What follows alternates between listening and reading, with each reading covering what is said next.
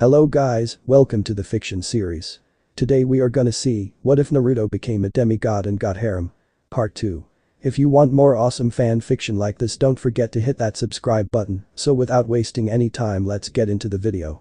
Right after the bus had stopped, Percy had got up and stormed off, leaving Grover to try to find them. So I guess you got your answers for yourself for once, am I right, Percy? Naruto questioned as they hailed a cab. Sorta, how come you are always so calm about these things? Percy asked as he paid the cab driver. I already told you I have to deal with Arashi for about 10 years, besides, I kinda already knew about Grover. Naruto said. You knew for how long? Percy asked, angry that his friend would know something this important and not tell him. That's not important, beside we're here, get ready to have to hold me back from killing that imbecile. Naruto said as the cab stopped and they got out. Trust me, you might need to hold me back. Percy said as they climbed the stairs and entered the apartment. It smelled like a pig pen, a oversized, overgrown pig pen, and in its center was Gabe with his poker buddies, or as Percy called them, butt buddies. Rats, you home got any cash? Gabe asked, not even caring that they have been gone for almost a year. No Gabe, I don't have any money, where my mom? Percy said, trying to say the least amount of words to the slope. She working, but never mind that you took a cab, probably paid $8-9 and change, give it. Gabe said with a surprisingly accurate hypothesis. Percy and Naruto noticed that he had put on weight since they last saw, now looked like a overweight beached whale in the shape of a human, wearing old worn down cloths with grease on them. He had only 2 strands of hair, they were combed back and gelled up like it made him look good or something. Come on Gabe, the kids just got back from school, give them a break. Brock, the apartment superintendent, said while eating from a bowl of Doritos nacho cheese. Naruto noticed. Hey, if they want to lie under my roof they need to pay. Gabe said with a just backed off and went back into his. Noticed that the 2 other guys just burped.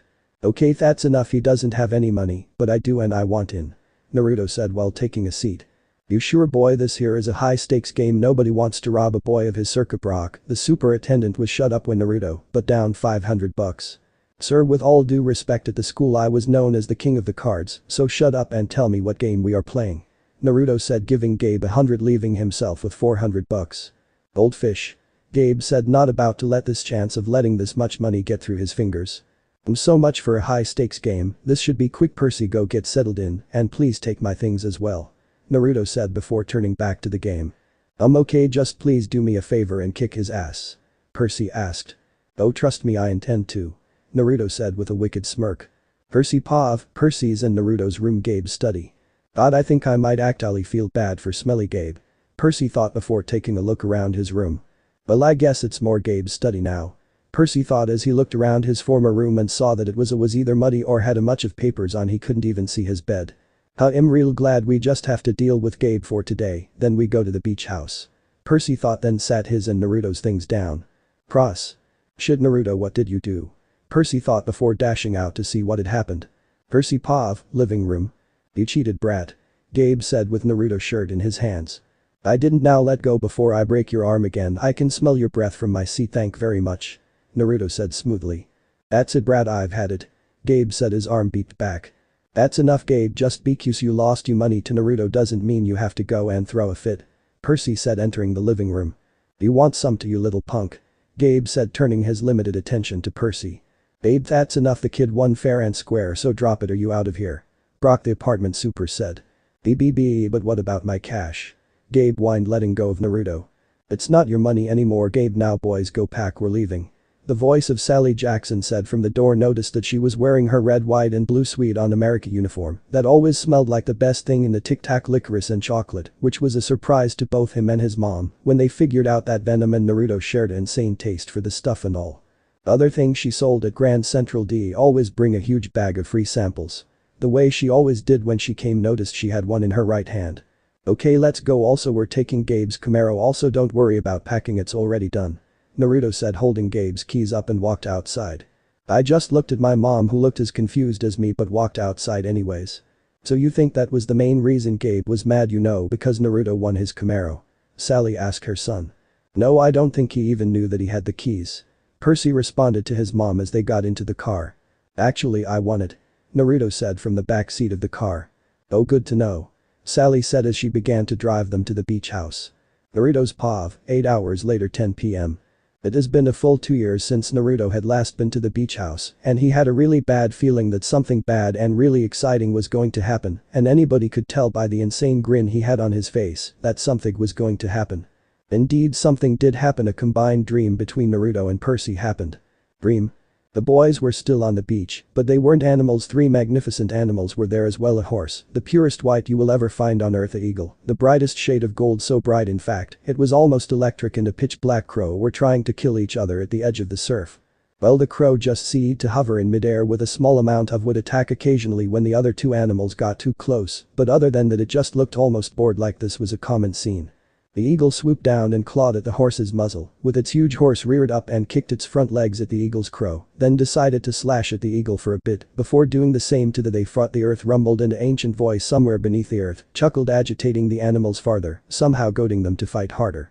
Naruto and Percy ran towards them, knowing that they had to stop them somehow, or else they themselves will for some reason they were running in slow motion, as if time was put in a slow-mo, but only on them, because the animals were still trying to kill each at their eternal speed. They then saw the eagle dive with its talons aimed at the horse's unguarded crow, then decided to help its feathered. 2 boys saw this and shouted in Unasian no. Dream break 10:30 p.m.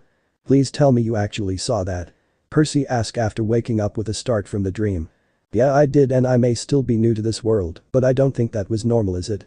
Naruto said after thinking over what had happened. No, it isn't. Percy said. Then they both heard the clap of thunder. Odd, no lighting. Isn't that what follows thunder?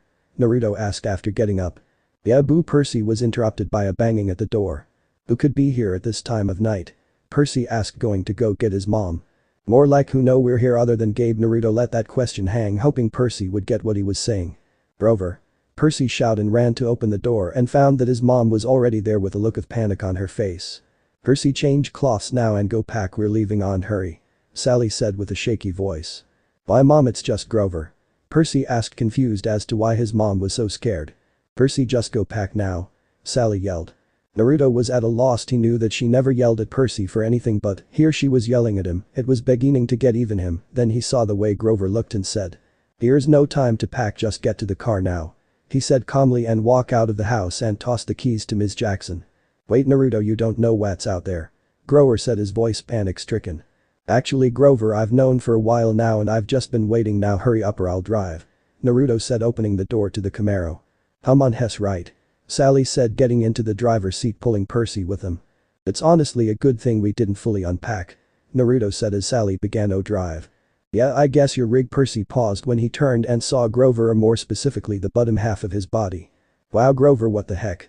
Percy said, surprised that Grover was whatever he was. Seriously Percy, you just now are noticing that Grover half goat. As he put on a rain jacket on top of his sleepwear and a pair of jeans. And you aren't freaking out over this? Percy said as he finished changing as well. I'm not going to repeat myself anymore after today Percy, if I have to I'll hit you. I told you I already knew and have just been waiting. Naruto threatened and informed Percy. So wait, you knew what that thing was at the museum? Percy asked in shock. At first no, I didn't know what that thing was, but Grover helped me out on that when he said, and I quote, kindly won. Naruto said he was be questioned. Wait, what thing at the museum? Percy, what have you not told me? Sally said as she drove past a small ranch full of cows. I will answer that it was a furry. Also we saw the 3 fates. Naruto said emotionlessly. Saul just paled and all was silent until Grover yelled. Sally, watch out. And right after he said that a cow came flying overhead and landed in the middle of the road, probably Camaro swerved right then left. And I didn't think this death trap can't get any more nauseating. Naruto thought before the Camaro flipped over and landed into a ditch. Is everybody okay? Sally said after a few minutes. Is me, or is it raining cows instead of cats and dogs? Percy said with a groan. No, I think someone or something threw that cow. Also Grover knocked out, but otherwise okay, but we might want to get out of this car before it explodes. Naruto said ever calmly. Shit, you're right. Percy said as he tried to get out as fast as he could. Here, let me do it. Naruto said as he created a kuni knife the shadows and cut off both his and Percy's seatbelt. How did you do that? Percy asked in awe. Later, for no, just get Grover, I got your mother. Okay. And with that Percy moved to get Grover. Come on Sally, let's get you out of here. Naruto said as he moved to the front seat. No, I'm stuck, just save yourself and Percy. She said with tears in her eyes. No, I'm saving you. Naruto said. No, you need to help protect Percy. She cried out desperately. Tell me why do you care for him so much? Naruto asked as he began to move the car away from her. It's because he's my son and I love him. Sally said, crying in pain. But yet you rather leave him alone. Naruto said. No, if I could I would like to live longer just to see him now, just go before it gets you both. She pleaded. No, you're going to live now, just shut the hell up and save your strength. Naruto said before he finally managed to move the car out of the way, tearing it apart in the process. Now come on, you're going, Naruto said before he was hit by something with enough force that it sent him all the way to Percy, who was still carrying Grover and was almost all the way up a hill. Oh, Percy said as Naruto and Grover rolled over each other until they hit a tree. Percy, I'm so sorry. Naruto said, getting his bearing first. Wait, Naruto, what are you doing here? Where's my mom? Percy asked, looking everywhere for his mother. Percy, whatever was chasing us, it caught up. Naruto tried to explain, not used to delivering bad news. No, maybe she's still alive, we have to go back. Percy said, turning back towards the direction of the car, but saw it coming at him at a speed he knew he would have died from if Naruto wasn't there to help him and push him along with Grover out of the way. And again, when the second piece of the Camaro came flying at them. Percy, get you, oh now we need to fight this thing. Naruto said as he saw a couple of trees getting knocked down. BB, but my mom. Percy whispered. This thing killed her, take your anger out on it before it kills you, now get up or it'll make you. Naruto said. Black tentacles started to come out of his body and from somewhere Percy started to hear music play and he realized it was coming from Naruto. Undead by Hollywood, Undead Downtown. UNDEAD Undead. Undead. Percy, take this, we're gonna take this thing down. Naruto said with his multicolored hair covering his eyes. He created a sword out of the shadows from the surrounding area and handed it to Percy, who grabbed its hilt in awe before getting up. You better get out of the way. Tomorrow we'll rise, so let's fight today. You know, I don't give a beep you think or say. Cause we'll rock this whole place anyway. Let's do it, Naruto. Percy said as the thing that killed his mother came out of the notice that it had to be at least 16 feet tall and looked to be half man, half bull, but mostly bull. Its entire body was covered in hair and mucil. Its only piece of clothing it had was a brown old pair of shorts that were in taters, and it seemed to have something in its hand which it brought in front of its massive body. To show it was Mrs. Jackson, whose whole body was engulfed by the beast's hand. Put my mother down. Percy said as he charged. Look up, see that mother beepin writing on the wall. When you see that J3T30D, he's down to brawl.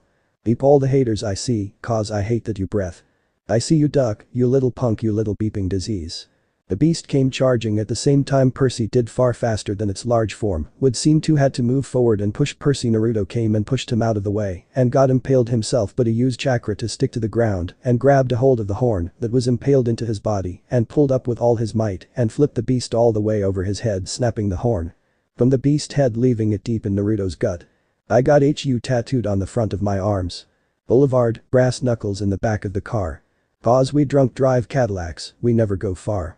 But when you see us mother beepers, better know who we are. You have just royally pissed be the beep off. Naruto set his head down, raising his right arm to his side. The black tentacles that were coming out in random places on his body all converged on his arm, forming a pitch black blade. I got one thing to say to you punk asses who hate mother beepers, don't know what. You better watch what you say. From the industry beeps. To those faggot ass punks. You don't know what it takes to get these metherbapin drink. Ahahaha, you better watch, you bitch, I'm crazy.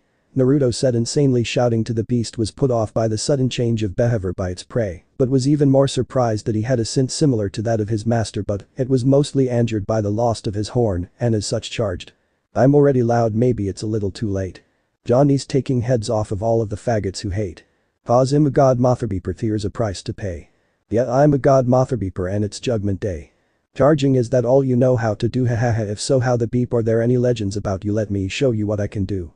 Naruto said before disappearing from beast, slowly came to a stop from its charge, wondering where his prey was. Undead. You better get up out of the wa. Tomorrow's we'll rise, so let's fight today. Yuko, I don't give a beep about what you think or say. Cause we'll rock this whole place anyway. Undead. The beast kept on looking for its prey before giving up and turning to Percy, who was freaking out because Naruto just took a horn for him, then went insane, and now the thing that had killed his mom was coming straight at him and he was alone with only unconscious Grover for help. In other words, he was screwed. You better get out the way. Tomorrow we'll rise, so let's fight today. You know, I don't give a beep what you think or say. Cause we'll rock this whole place anyways.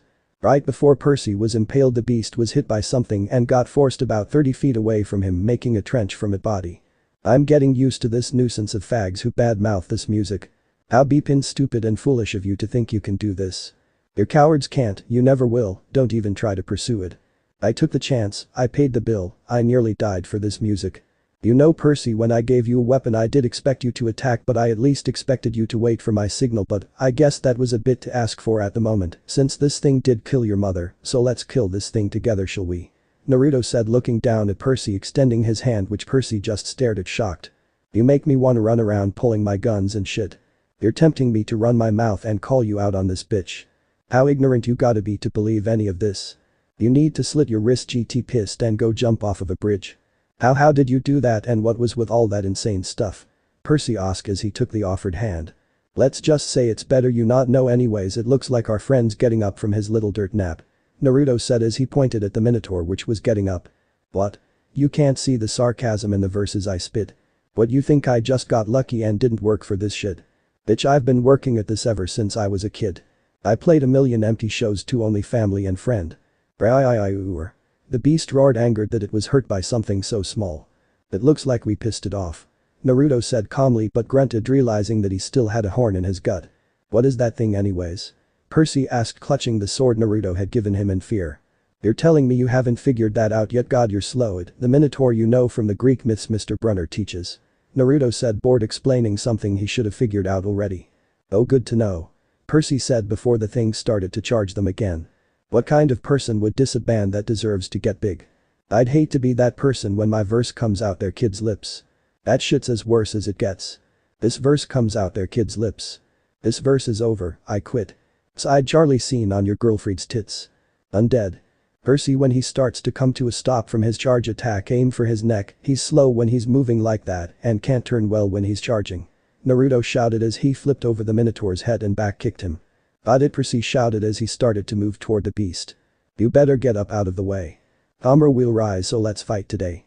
You know I don't give a beep what you think or say. We'll rock this whole place anyway. Undead. As the Minotaur came to a stop, it saw a blade coming toward it head and ducked. It thought it got out of that without injury. That was before he saw his horn fall in front of his face and roared in rage, about to smash the boy in front of him to oblivion. Percy grabbed the horn and run. Naruto shouted before he appeared in front of the beast with a glowing orb in his hand. White boys with tattoos. Pointing right at you. We're breaking everything, rowdy like a classroom. Pack of wolves. We don't follow the rules. And when you're running your mouth, our razor blades come out. Rasengan. Naruto shouted before shoving the sphere of energy into the Minotaur's gut, blowing it back and into a tree.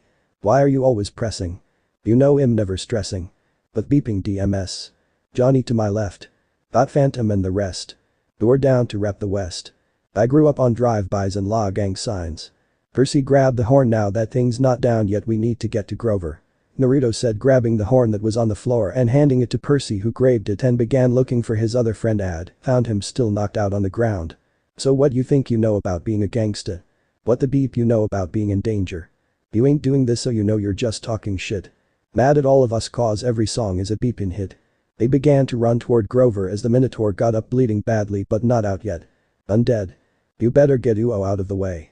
Tomorrow we'll rise, so let's fight today. You know I don't dive a beep what you think or say.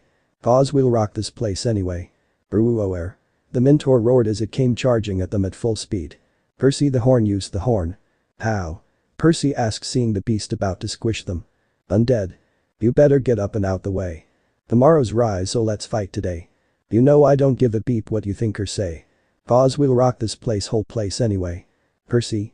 Naruto yelled as the Minotaur reared up on its leg, ready to deliver the final punch. Ugh.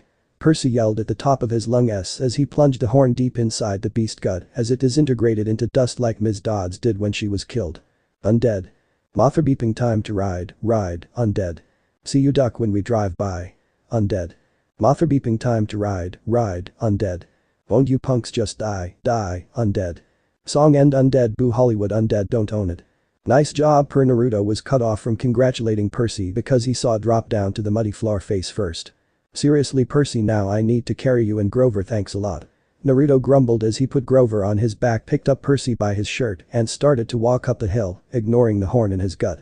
He kept on walking until he saw a big house, the only one with any lights on, and kept walking toward that one and didn't even bother to knock and just went inside. Shit, this really hurts like a bitch. Naruto said to himself as he walked inside the house, unaware that there was people there until somebody spoke. Who is there? Show yourself. A familiar voice shouted, surprising Naruto. Give me a sec, but you might want to call 911. Naruto said as he stumbled into the living room. Why would we not? The familiar voice stopped talking as he saw the condition that the boys were in, and even more surprised by who they were, specifically the one in the middle of the trio. Naruto, what happened to you? The familiar voice, Naruto looked up and saw that it was Mr. Brunner. Mr. Brunner, I'll explain later, just get these two, some medical attendee ag Naruto tried to say, before he coughed up blood violently and dropped both Percy and Grover. Ahhhhh. A female voice screamed in surprise as a crash was heard. Clarice, good, go get some ambrosia to these three. Mr. Brunner asked calmly as he knew what she saw was shocking. Why ambrosia isn't going to fix that? The girl, now identified as Clarice, said, still in shock. We did him fine, I've been though way worse, I just need to get this thing out of my gut and I'll be fine, but I don't know about these two, now go. Naruto said as he began to mess with the horn in his stomach. Are you crazy? What can possibly be worse than having a horn in your gut? Clarice asked, amazed that he was conscious, let alone alive.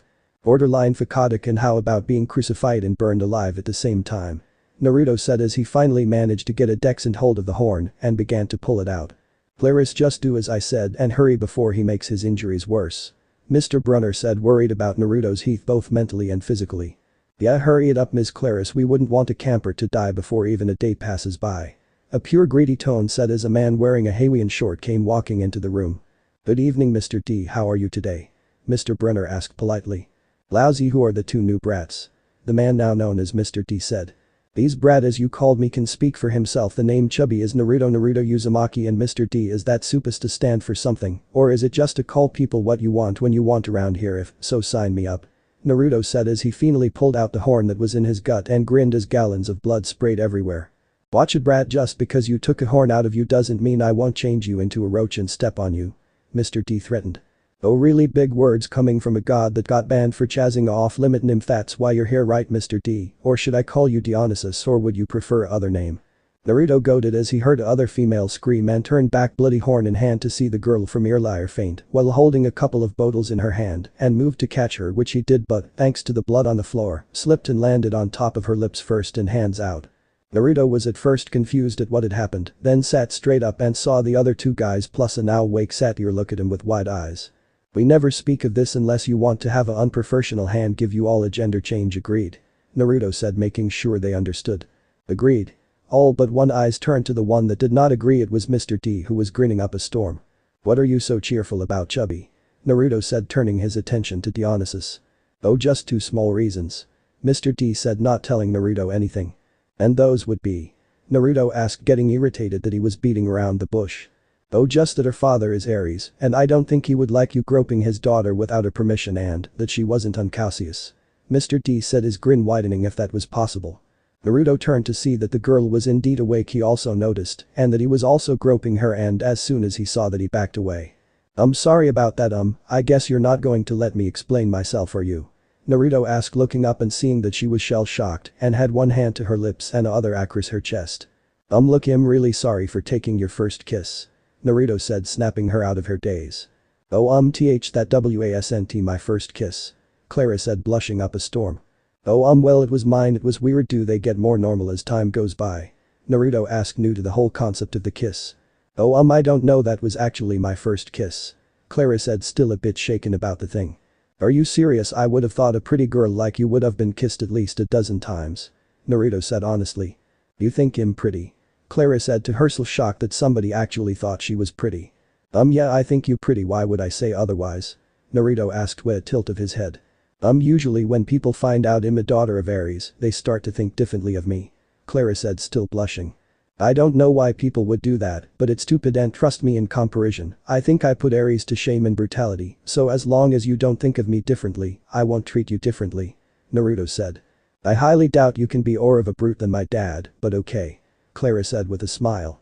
A voice said, spooking them both, that they jumped a little. Well, this is all very touching. We still need to find a place for Mr. Uzumaki, and also you two are a little too close to each other for my taste. Mr. D said, interrupting their little conversation. Indeed, you two seem to be mere inches away. Mr. Brunner said with a smile. The two teenagers turned to each other and saw that they were less than an inch from each other's face. What the hell, my heart is racing, why? Naruto thought to himself, but his thoughts were heard by his tenants who saw what had happened. I think I like this boy. Clarice thought, smiling, confusing Naruto farther. Inside Naruto's mind. It looks like Naruto may have found himself a gal. Dante said from inside Naruto's mind. Yeah, way to go brat, you're finally following my footsteps. Venom cried with joy. And what steps those will be. Virgil said. Oh, just shut it. Venom said, sad that his moment was gone. That little hussy, who does she think she is, stealing my Naruto-kun first kiss? I was going to do that. Kyuubi fumed as she thought of how to make Naruto hers. Real world. Well, seeing as to how it really late and you seem all better Naruto, how about you and Claris help Percy to a bed, and after that Claris, you can take him to Hermes' cabin. Mr. Brunner was cut off by Naruto, who after getting up heard what he said and interrupted him. Wait, Hermes as in the god of thieves, crooks, bandit killers, liars and a whole other bunch of stuff. Sorry, I rather stay in Ares' cabin or even Hades than in Hermes' cabin. Naruto said in defiance. Naruto, that's not how things work, and here I'm called Chiron. Mr. Brunner, now known as Chiron, said. Fine, I'll just sleep in the woods. Naruto said, picking up Percy with the help of Claris. I wouldn't recommend that, the forest is full of monsters for camp games. Chiron said. Did I think him going to like this camp? Just put a warning out to everybody to not piss me off or else. Naruto said as Claris helped him upstairs. Mr. D, please, you know the forest is full of monsters, we can't let him go. Chiron pleaded with Mr. D. He isn't on the camp register yet and he hasn't had any ambrosia yet, so he could still just be extremely lucky mortal. Mr. D said as Naruto and Claris came back down the stairs. Well, if he really is immortal, then we need to keep him safe while he's here, at least for tonight. Chiron asked one more time. Fine, put him in Ares' cabin for now, but if Ares come here, I'm pointing him in your direction. Mr. D said, finally giving in to the demands. And I will accept full punishment. Chiron said, hoping he was right that Naruto was Ares' kid. So am I going to get to stay in Ares' cabin or in the woods? Naruto said with a new blood-free shirt and shorts on. In Ares' cabin, you should say thank you to Mr. D, he is the camp director after all. Chiron said. You're kidding, right? Naruto asked and got a shake of a head in response. Fine, Mr. D, sir, I thank you for letting me stay in Ares' cabin, and I am sorry for calling you chubby. Naruto said with a straight face. Mr. D was shocked by not only getting a thank you, but an apology that sounded so honest as well, and he showed his surprise. Well, I can honestly say I was never insulted so many times, then had an apology that sounded so sincere. I guess I'll let you live. Also, Ms. Claris Tomer, you are to give Mr. Yumuashi a tour of the camp, understood? Mr. D said, not looking at Naruto. Yes, sir. Claris said before grabbing Naruto's arm and leaving the big house. Thank you, Claris. Naruto said suddenly. Thank you for what? Claris asked, confused as to what he was thanking her for. Thanks for not beating me to a pulp after I groped you. Naruto said. Anytime, just don't do it again or I'll make you wish you were never born. Claris said with a smirk, not expecting his next words. You're about 12 years too late. Naruto said, his voice without emotion. Claris stopped remembering what he said at the began to wonder how anybody can live through what he had if he had told the truth. Anyway, we're here, welcome to Ares' cabin. Claris said, opening the door to the cabin to find everybody awake. Hey guys, this is Naruto Uzumaki, he's new. Claris said after shoving Naruto into a room full of some of the tough bunch of kids he would ever see. Hi. Naruto said, still new to introducing himself. Is he determined? Some kid with brown sandy hair came up and asked Claris. No, Brian, he isn't. She said flatly with her arms folded. Then what's he doing here? He should be in Hermes' cabin, the boy now identified as Brian asked. I just threatened, asked nicely and apologized to Mr. D, and he let me in here. There was no way I was going to be in a cabin full of thieves, murders and drunks. If not here, I would have gladly gone to the apparently monster-infested woods. Naruto said, cutting Claris off before she could speak. Wait, you threatened Mr. D? You don't even look like you could fight anything, let alone live in a forest with monsters. Brian said. You know, I just pulled a Minotaur horn out of my gut and had to carry 2 people up that big ass hill. I'm in no mood for this. If you think I can't fight, throw a punch and see what I can do. Naruto said, bored and just wanting to sleep. Fine, hotshot, have it your way. And with that way, the idiot threw a punch trying to make him flinch, but Naruto wasn't in the mood for games and grabbed his arm, moved behind his back and whispered. Would you like to continue this foolishness? Screw you. Brian responded. Very well, be a fool. And with those words, Naruto got back in front of him and judo flipped him out the door. Anybody else want a piece of me? Naruto asked and looked around to see if anybody else wanted to fight him and saw no one. But no, Naruto was interrupted by Brian coming back in from outside, aiming a punch at the back of his head, but Naruto ducked and let the punch fly over his head, and he then spun around and swept out Brian's legs from under him and let him fall to the ground before he grabbed a hold of his shirt and said. Never interrupt me again or else. And with that, Naruto threw him all the way to the porch of the big house. That goes for the rest of you anyway. As I was saying, where's my bed? Naruto asked like he did nothing out of the usual. Clarice just pointed to an empty bed right next to hers. Thank you Clarice, you know I think him going to like it here. And with that said Naruto went to the empty bed and was out like a black light. Remind me to not make him mad. Almost everybody in the cabin muttered at once. Okay. Clarice said as she went to bed thinking how her life was going to change with the new arrival. Flashback no jutsu, Naruto Pav. We find our not so much hero all sleep in his new bed unaware of the danger in the room. Splash. We find the bed our favorite multicolored haired demon container now empty and wet. What where he go, the voice of Clarice said as she looked all over the cabin for Naruto with the empty bucket in hand. So the curse continues, the voice of Naruto said from behind Clarice, scaring the girl slightly. Odds don't do that, and what do you mean by curse, Clarice questioned as she turned around and saw Naruto leaning against the bedpost. Sorry, it's a habit, and by curse I mean being woken up by water. Naruto said as he walked toward Clarice. You mean this isn't the first time you were woken up by water in the face? Clarice asked, surprised that he could still be so calm after what went through last night. Yes, I had a teacher that always woke me up different ways, trying to give me better reflexes. It worked, and never try to wake me up again, or I might accidentally kill you. Naruto said smoothly. How could you kill me if you're asleep? Clarice asked, slightly scared. Reflexes aren't the only thing he taught me to be able to fight even when unconscious. Now if you will please allow me to change. Naruto said calmly. Oh, I'm okay, just hurry up so we can get the tour over with, besides I still need to change. Clarice said with a blush. Thank you. And with that short sentence Naruto went into the restroom to change. XXXXXXX. 3 minutes later Naruto came out with a simple pair of black jeans and a black muscle short. Wow, he looks good. Clarice thought as she saw Naruto's muscles through the shirt. Hey Clarice, are you sick or something? Your face is red. Naruto asked, concerned for her health, unaware of her thoughts. What are you talking about? Clarice asked with a stutter. Your face is red. Naruto said shortly as he stepped closer to her. Oh, I still need to change. Clarice said as she dashed to the restroom to change. Do any of you guys know what just happened? Naruto asked his inner demons. You're so dense. Dante said. Agreed, I may not be expert in this field, but even I can see what's happening. Virgil said. Oh, nothing's happening, Naruto-kun. QB said, hoping Naruto wouldn't figure out what was going on. Naruto, she likes you. Ooh, I am so proud of you, you little Psycho Venom, and everybody else was cut off from the mental link as they weren't being really helpful. Wait, Venom said that she liked me. Could that red on her face been a blush that Arashi told me about? Naruto was brought out of his thoughts as he saw Clarice come out of the restroom with a blush still on her face and came back out apparently forgetting her cloths, grabbed them and went back into the restroom.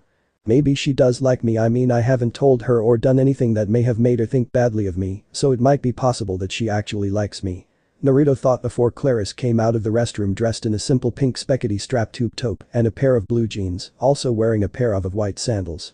The most she would seem plain in comparison to some other girls, but in Naruto's eyes she was beautiful. Naruto mind still in flashback. Oh, Vinuam. QB said in a sing-song voice.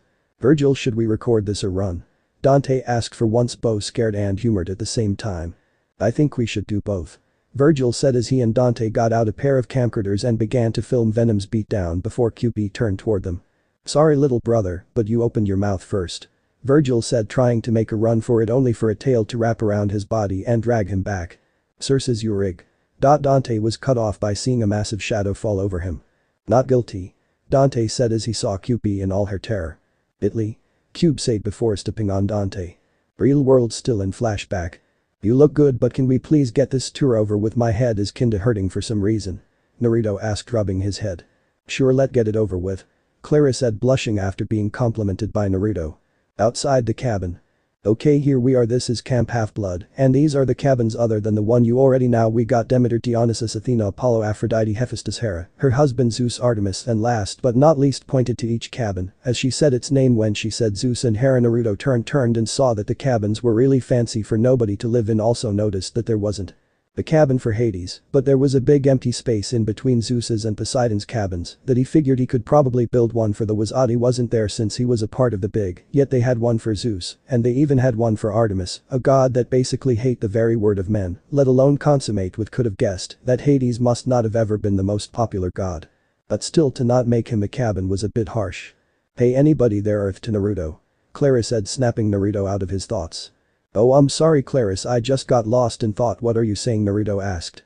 I said it was time to officially welcome you, Claris called out, making everybody in hearing range wince, as they knew what was about to happen to the was going to break him in as she called. Though Naruto had helped defeat the Minotaur, they felt bad for what was about to happen to him. Claris what's hap Naruto wasn't able to finish his sentence as he saw a hand reach out and attempt to grab the collar to his, saw it coming, and moved back surprised that she would do something like that. What the hell, Claris, what was that for? Naruto questioned, confused as to what's happening. Nothing, I'm just welcoming you to our camp, she said with a smile. Okay then, why did you try to grab me? Naruto asked, walking closer to Claris.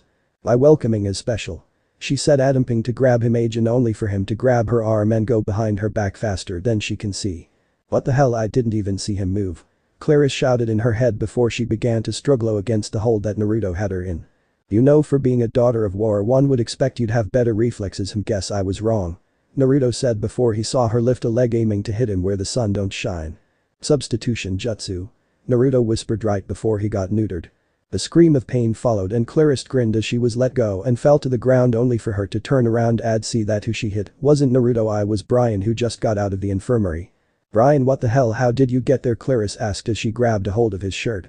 I don't know, Brian said, his voice changing between a man's voice and a little girl's voice before he fell unconscious.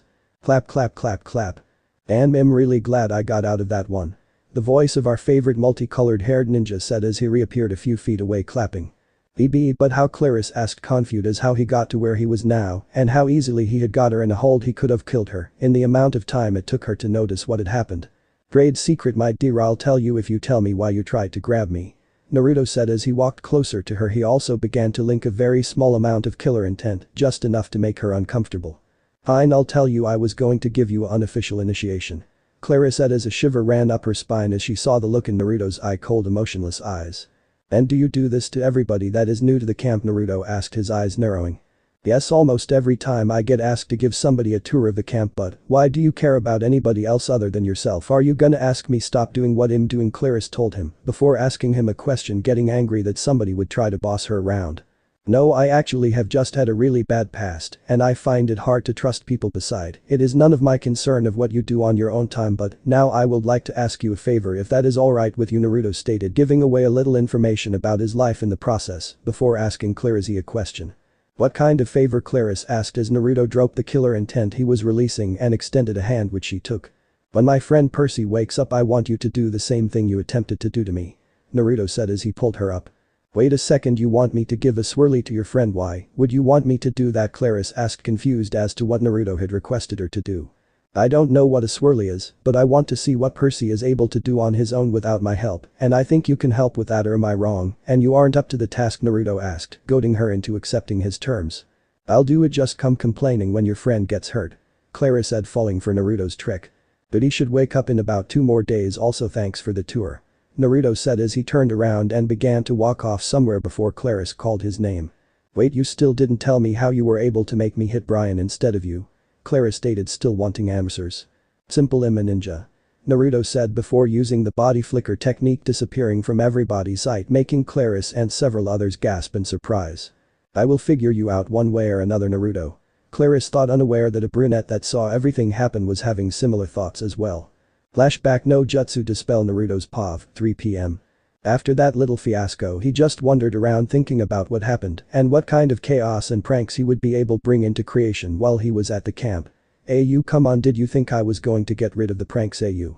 He got bored at lunch, wandered around some more, had dinner, went to bed with the small run-ins with Claris, and it continued like that for the next 2 days, and now Naruto was shadowing Claris as she made her way to what he came to know as the big house, which was where Percy was. He kept following her and saw that apparently Percy was already awake and was in the middle of a tour with some brunette girl, and it would seem that Claris could adapt to new situations quickly as she came up to them and started talking to them. So this is the other newbie, I guess I need to break him in, Claris said with a grin as she walked up to the brunette and Percy. Oh wait, Claris, I'm still giving him a tour, the brunette said, crossing her. Was dressed with a simple pair of blue jeans and a white short-sleeved shirt and a pair of sneakers. Percy was wearing a blue shirt and blue jeans and a pair of black and blue sneakers. What you gonna do about it, Annabeth? You gonna get your hands dirty and try to stop me? Claris taunted as she got up, and the other girl face whose name was now known as Annabeth. Annabeth just stood there silently and backed off as Clarice lunged forward and grabbed Percy by his shirt's collar and began to pull him towards the bathrooms, and Naruto jumped down from a nearby tree, landing right in front of Annabeth, nearly scaring her to death. Where on earth did he come from? Annabeth thought before snapping out of her thoughts and saw that the multicolored-haired teen start to follow Clarice and Percy. Annabeth had to jog to catch up to him and saw that he was standing right at the door of the girls' restroom, watching his friend about to get his head dumped in a toilet with a grin on his face. "Why are you just standing there? He's your friend, right? Do something." Annabeth said, confused at how he could just watch his friend being bullied with a grin on his face. "Just wait and watch, besides I can't fight all his battles. I will if it catches my interest, but otherwise I won't," Naruto said as he felt the energy swell inside of Percy. "What are yo?" Annabeth wasn't able to finish her sentence because at that moment all the surrounding toilets exploded in a fountain of water with enough pressure it broke through the roof of the bathroom. Then Percy pushed Clarice off him and the water all moved towards her, and with the speed it was traveling and with the force it showed, it would have crushed Clarice if Naruto hadn't appeared. And grabbed her, then disappeared. "Well, Percy, you sure know how to make a mess, I'll give you that," Naruto said as he reappeared with Clarice in his arms bridal style. "So any words you two?" Naruto asked, referring to both Clarice and Annabeth. "What the put me down?" Clarice shouted and started to struggle against Naruto's grip. "You do realize if I hadn't saved you your bones would be grinded to dust right now, right?" Naruto questioned, getting confused as to why she was mad. "God, what's with this chick?" Naruto thought to himself. "Oh, I'm sorry, I mean thanks for saving me, can you please put me down?" Clarice asked nicely with a blush as she stopped struggling, seeing that Naruto had saved her. "Anytime, just don't try to hurt the person that saves you unless it's an enemy," Naruto said, giving her a piece of advice as he put her down. "Noted," Clarice simply said, still blushing. "What about you, Annabeth? What are you thinking?" Naruto questioned as he turned to the shocked brunette. "I'm thinking I want you and Percy on my team for Capture the Flag Tomorrow," Annabeth said, confusing Percy and Naruto and making Clarice furious. "Hell no, you can have water boy, but I want Naruto," Clarice yelled before realizing what she said and blushed. "And why do you want Naruto?" Annabeth asked with a smirk on her face. "Because he's obviously can handle himself in a fight," Clarice said with a reasonable answer. "I'm sorry, Clarice, but I think I should stick with Percy because as seen today he's a loose cannon and somebody's gotta strap him down at least before he gets a girlfriend, that is." Naruto finished with a smirk on his face at seeing Percy's face before thinking. "Thanks Dante for that line," Naruto thanked one of his demons. "Anytime, kid," Dante said before the mental link. "Fine, just don't be complaining when we beat you," Clarice said, folding her arms. "Trust me, Clarice, once him and his own, nothing's gonna stop me, so unless you want that pretty face to get bruised, I suggest that you forfeit from the games," Naruto both complimented and warned Clarice. "Whatever you say."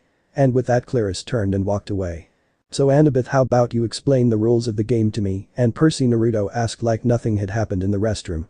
And with that a long explanation began. The next day, 1:00 p.m, Naruto's POV. We find all demigods forming a circle in a failed ride in front of a huge forest. In the center was Chiron, who was out of his wheelchair, and Mr. D. All the demigods were dressed in armor decorated with either blue or red banners. "That's enough now, quit your lollyging, hustle, we have a few announcements to make," Chiron yelled over the excitement, making everybody quiet down.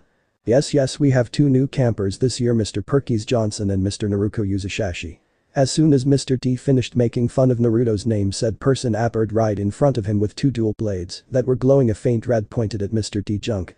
"Would you care to repeat our names, Dionysus?" "I think I heard 2 female names, not 2 male name," Naruto said as the blades glowed brighter, and with the way he was dressed, wearing his pitch balkanbu styled pants with under knee guards, a orange almost blood red shirt with his black cloak with red flame, along with him wearing a mask that only had eye slits that showed his electric icy blue eyes. It made even Dionysus nervous. I mean Mr. Percy Jackson and Mr. Naruto Uzumaki need EMs this year, also they need armor," Dionysus said, feeling the heat from the blade. "Better, and we already got teams, we're on the blue team," Naruto said as he turned to Chiron. "Chiro, it's good to see that you're showing your true form. I was wondering what you were, but I guess the smell of horses was a big hint anyway. That magic pin you gave Percy, do you still have it?" Naruto asked after making some small talk. "Yes I do, but why do you ask?" Chiron asked, confused at what the teen wanted. "Percy doesn't have a weapon, and when I saw him with that blade, I knew nobody else would be able to use it as good as him. Hell, I doubt I would be able to use it, it's probably cursed," Naruto said like it was a everyday thing. "So you think he would benefit from having the sword, and you consider yourself a swordsman?" Chiron questioned. "Yes, I do think he would benefit greatly from that weapon, and, as to am I a swordsman, anybody can be a swordman, you just need a sword. The question is, am I good with a sword?" Naruto responded to the question with a question of his own. "I suppose we'll find out here for you and Percy." Chiron said as he handed Naruto the ballpoint pen for Percy and the magic watch for himself. Thank you, I'll use it well. Naruto said before going back to Percy and clicking the pin, then handing the sword to him, then he activated the Blades of Ares. On your mark, get set, go, Chiron yelled, and with that everybody braked away from each other, but Naruto, who was thinking of a song to put on. I got it, he exclaimed as he activated the seal that Arashi placed on him and grinned insanely and dashed off, breaking the ground in the process, and sang along with the song, and everybody could hear it, wondering where it was coming from. 3 days grace break, I don't own it. Tonight my head is spinning. I need something to pick me up. I've tried but nothing is working. I won't stop. I won't say I've had enough. Tonight, I start the fire. Tonight I break away. Naruto came upon his first victims, 2 boys by the looks of didn't even wait, he jumped in front of them and elbowed the first boy, making him fall to the floor clutching his stomach and coughing. The turn to the other, one ad grinned insanely, not that he could tell with his mask on, and lunged at him, sweeping his legs out from under him and hitting him with the butt of his sword, knocking him out. He then turned to the other boy who was charging at him, sword drawn. Naruto blocked and disarmed him before sucker punching him into a tree. He then went to go look for more toys to play with. Horus and Naruto. Break away from everybody. Break away from everything. If you can't stand the way this plaque is, take yourself to higher places. Oh ho.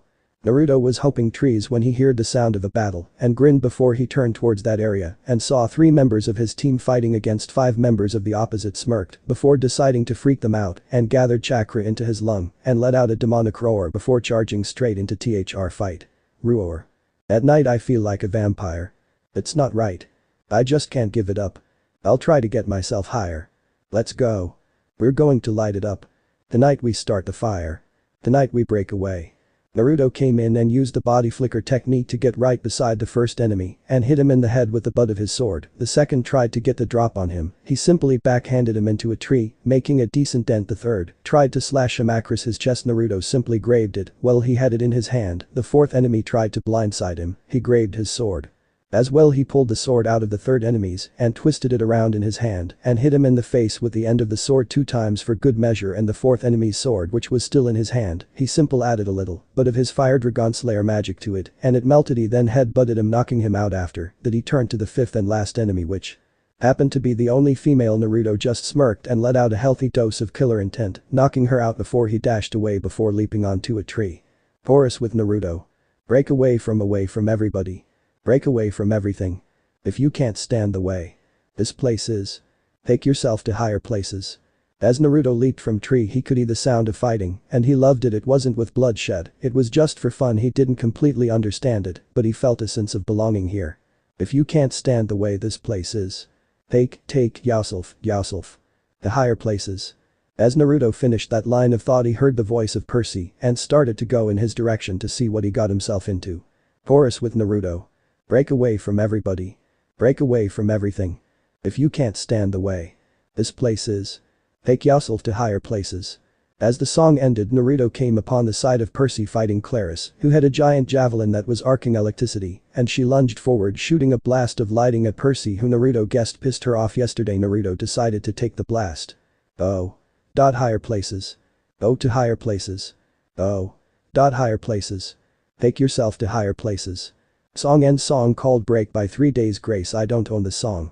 Ragahan, Naruto shouted as the top of his left shoulder was blown off as he pushed Percy out of the way. Ha, you know, Percy, you sure know how to piss people off. Naruto said, his arm beginning to heal. And Naruto, you're hurt. Percy said in shock as everybody from all the other teams came to where they were, which was by a lake. It's not. Naruto wasn't able to finish as a roar was heard and all heads turned to see 9 Helens coming out of the forest. The hell, why are so many Hellhound here? Claris asked, pointing her javelin at them. The better question would be, what kind of Hellhounds are those, cause I've never heard of any that had an element other than darkness or any with multiple heads other than Cerberus. Annabeth said, appearing out of nowhere. Indeed, these weren't your average Hellhound, other than the size, which the smallest was the size of an elephant. The largest, which was the only one with 2 heads, was about the size of 3. All odd, an element such as lighting, darkness, hellfire, water, earth, wind. 2 on the other hand didn't seem to have any element, as they didn't ooze off them. Then the leader seemed to have 2 elements for each head. One was fire and the other head appeared to be wind. Before anybody could do anything, the lighting Hellhound appeared, and a flash of lighting appeared and teared off Naruto's left arm in a spray of blood. Naruto just bowed his head as the beat to a song began to play and said, "You have just pissed me the beep off, now you die, ha ha ha ha ha ha." Naruto said before laughing insanely and brought his head up to show that his eyes had turned red with 3 rings in them and lunged towards the Hellhounds, dropping his weapons as a reddish black aura started to appear around his body. Song is animal I have become, I don't own it, 3 days grace owns it. I can't escape this hell. So many times I've tried. But I'm still caged inside. Somebody get me through this nightmare, I can't control myself. As Naruto lunged forward, the Hellhound separated, put off by how this small thing was still alive after its arm was teared off. All moved except for the one with Naruto's arm in his mouth, who was too busy chewing on it to see the danger it was in until it was too late. So what if you can see the darkest side of me? No one will ever change the animal I've become. Help me believe it's not the real me. Somebody help me tame this animal. This animal, this animal. The lighting Helen looked up, seeing an identical arm to the one in its mouth coming straight at as it tried to move away, but the fist was too fast and punched it into the water Hellhound, making the lighting Hellhound drop the arm which Naruto grabbed. I can't escape myself. I can't escape myself. So many times I've lied. So many times I've lied. But there's still rage inside. Somebody get me through this nightmare. I can't control myself. So you like my arm, huh? Then have it, I can grow it back in seconds, you bitch, Naruto said as the aura that surrounded his body condensed around his left arm and agonizingly slowly started to heal the bones, grew back, then strands of skin and blood started to ooze down his arm, covering it in the first layer that came after the bones. Next it started to grow veins, then skin, before the only indication that his arm was teared off in the first place would be the blood and the arm he just picked up with his right hand. So what if you see the darkest side of me? No one will ever change this animal I have become. Help me believe it's not the real me. Somebody help me tame this animal I have become. Help me believe it's not the real me. Somebody help me tame this animal. Dear, you wanted my arm so badly, come and get it, Naruto yelled in pure insanity as the lighting Hellhound lunged at him, becoming a bolt of lighting in the process and as fast as 1-2, but to Naruto it was too slow because he ran forwarded at the same time and ducked and slided under the Hellhound as it sailed over his head by inches before flipping up into the air, his arm still in hand, before slamming it on top of its head with enough force to make a decent dent in its. Naruto wasn't finished yet, he began to beat the thing to a pulp, his grin becoming more and more insane with each down, left, right, every direction you could think of, before all that was left of the poor thing was a bloody carcass. After Naruto was finished, the red-black aura took on a shape of what appeared to the campers a fox, and it made Mr. D clutch his head as he felt that power before. Somebody help me through this nightmare. I can't control myself. Somebody wake me from this nightmare. I can't escape this hell. Who wants to be my next toy? This one's broken, ha ha ha ha ha ha, Naruto asked, laughing insanely before turning to the 2 normal Hellhound and grinned before putting his right hand in a fist, crushing the arm, making even more blood splatter on the ground before aiming a punch at the Hellhound on the right. The campers didn't know what to when Naruto crushed his own arm after regrowing it back and aim a punch at one at the Hellhounds, but they never would have guessed at what happened. When Naruto punched his fist at the Hellhound that had to be at least 15 feet away, the aura that surrounded him, specifically his right hand, shot out in the shape of a red-black glowing fist and punched the Hellhound in the gut and sent it flying in the air, but the lighting Hellhound Naruto wasn't finished yet. He opened his hand, the glowing fist doing the same, extended farther and shot after the Hellhound. It went above it, stopping it from going higher into the air, and at that moment Naruto brought his head down and, like before, the glowing hand imitated him and brought the Hellhound down as well and smashed it into a big bloody mess when it landed. The fist then retracted back to Naruto, who flexed his hand and turned to the other normal Hellhound, which turned to run away, not wanting to die. This animal, this animal, this animal, this animal, this animal, this animal, this animal. Are you running from me, bitch? Get back here, I'm not finished with you yet, Naruto said before using the body flicker technique to get in front of the Hellhound before saying, "Darkness arts, darkness, bloody haze." Naruto said before blowing a dark mist which the Hellhound inhaled. That was its undoing because the mist went into its body, making it stop in its place as black tendrils started to consume its eyes and began to come out of its mouth. That was when Naruto turned to the Hellfire and Shadow Hellhounds and grinned a nasty grin as the Hellhound behind him exploded in a shower of blood and guts as well as some brain matter. The Hellfire Hellhound started to spit out a stream of hellfire as the Shadow Hellhound sunk into its own shadow. As the flames came towards him, Naruto just opened his mouth and started to store the energy it provided for when the other Hellhound reappeared. As soon as Naruto was finished consuming the flames, the Shadow Hellhound appeared, claws that didn't even blink. Fire Dragon Slayer arts, fire dragons roar. And with those words said, Naruto opened his mouth to the Shadow Hellhound, incinerating it before turning to the Hellfire Hellhound and say, You know, if I wasn't a fire dragon slayer, I doubt I would be able to get venom to eat you. I guess you're just unlucky, ha ha ha ha ha, Naruto said as he began to grow in mass, as black tendrils started to grow around his body, making him almost 5 times the size he now wore, a pure pitch black skin-tight suit that had white tear-shaped eyes and hundreds of sharp teeth coming out of his mouth along. With a long tongue, he also had a big white spider symbol on his chest and back. So what if you can see the darkest side of me? No one will ever change this animal I have become. As Naruto finished changing into venom, the Hellfire Hellhound lunged at him, lighting its body on fire. As it did, Venom just smirked and caught the beast in his hands and slamming it onto the ground 3 times before throwing it above the heads of the campers, almost hitting Chiron in th process before leaping on top of it, breaking its spine with a sicking crunch, indicating a broken spin. He then changed his right hand into a blade and started to stab the Hellhound until was finally dead. He decided he was hungry and began to eat the Hellhound while it was still on fire until nothing but bones remained before he changed back to Naruto, who saw the water Hellhound trying to escape to the water. Help me believe it's not the real me. Somebody help me tame this animal I have become. As Naruto saw the water Hellhound in the middle of the lake, he smirked wickedly and said insanely, the red-black aura still surrounding him, and the campers noticed that a second tail was beginning to form.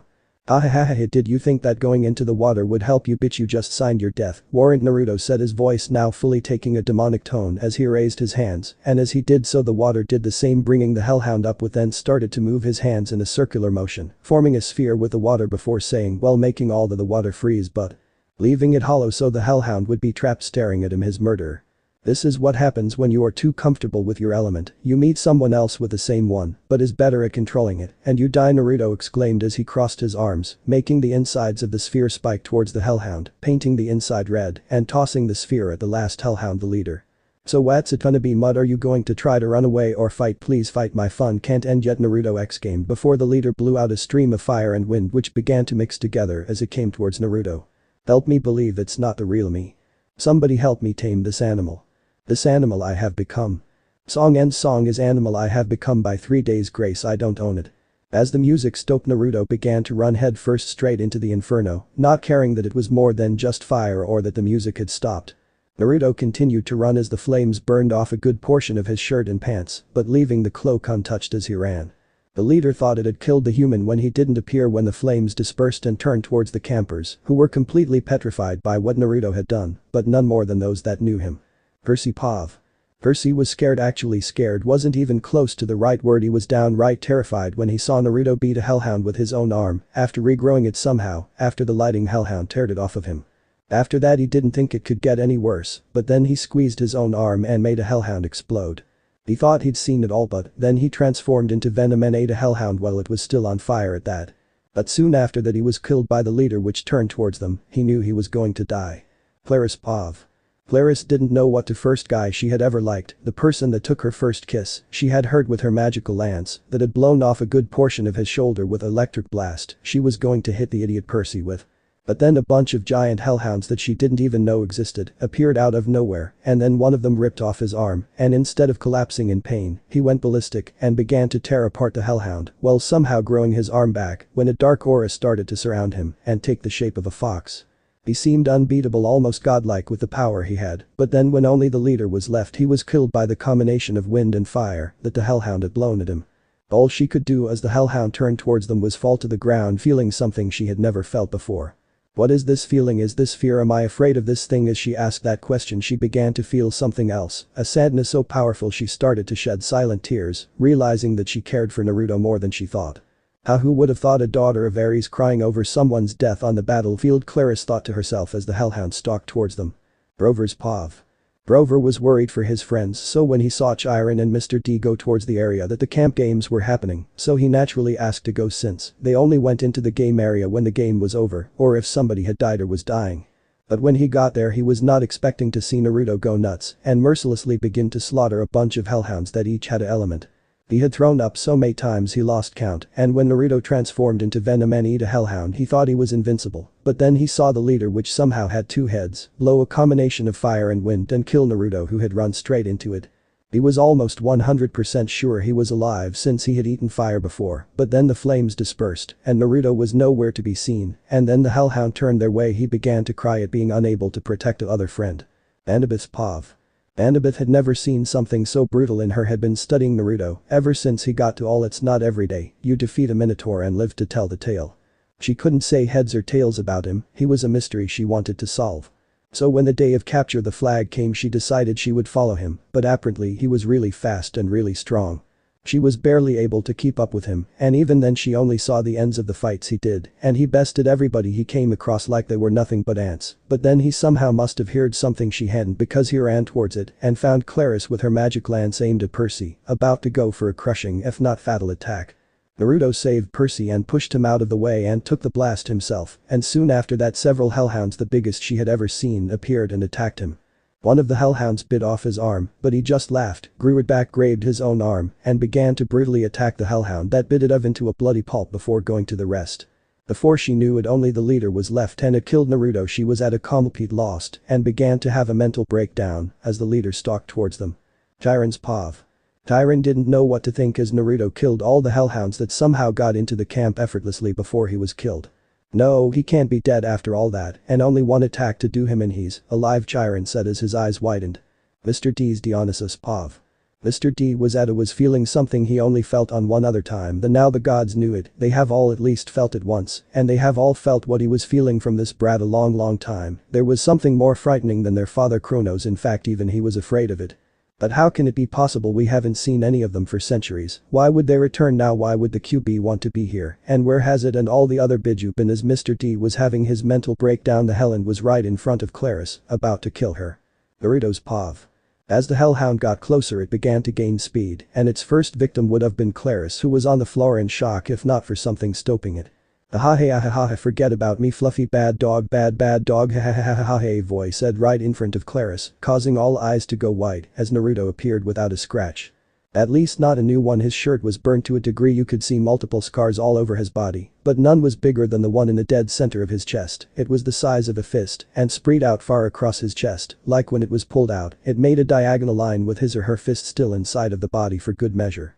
The leader was so surprised it didn't even notice a reddish blue orb of energy that seemed to have a dark flame in his hand and shouted his voice so loud it caused cracks to form in the earth and made everybody clutch their ears as they watched what would be a moment engraved into their memories forever. Demonic hellfire Rasengan. Naruto yelled insanely as he slammed the orb into the Hellhound leader, sending it flying across the lake, but Naruto wasn't finished, yet he disappeared in a haze of black smoke and an insane laugh before reappearing in front of the Hellhound, kicking it back towards the other side of the lake, where the campers watched amazed that he was still alive and was beating the crap out of the leading Hellhound. There were many reactions from those that knew him on a personal level. Percy was glad that his friend was alive, but he had a real bad feeling. Grover was crying tears of joy that he hadn't failed to protect his friends. Claris was so happy she began to cry even more as she got up only to fall back down. Annabeth was shocked that he was alive but glad nonetheless.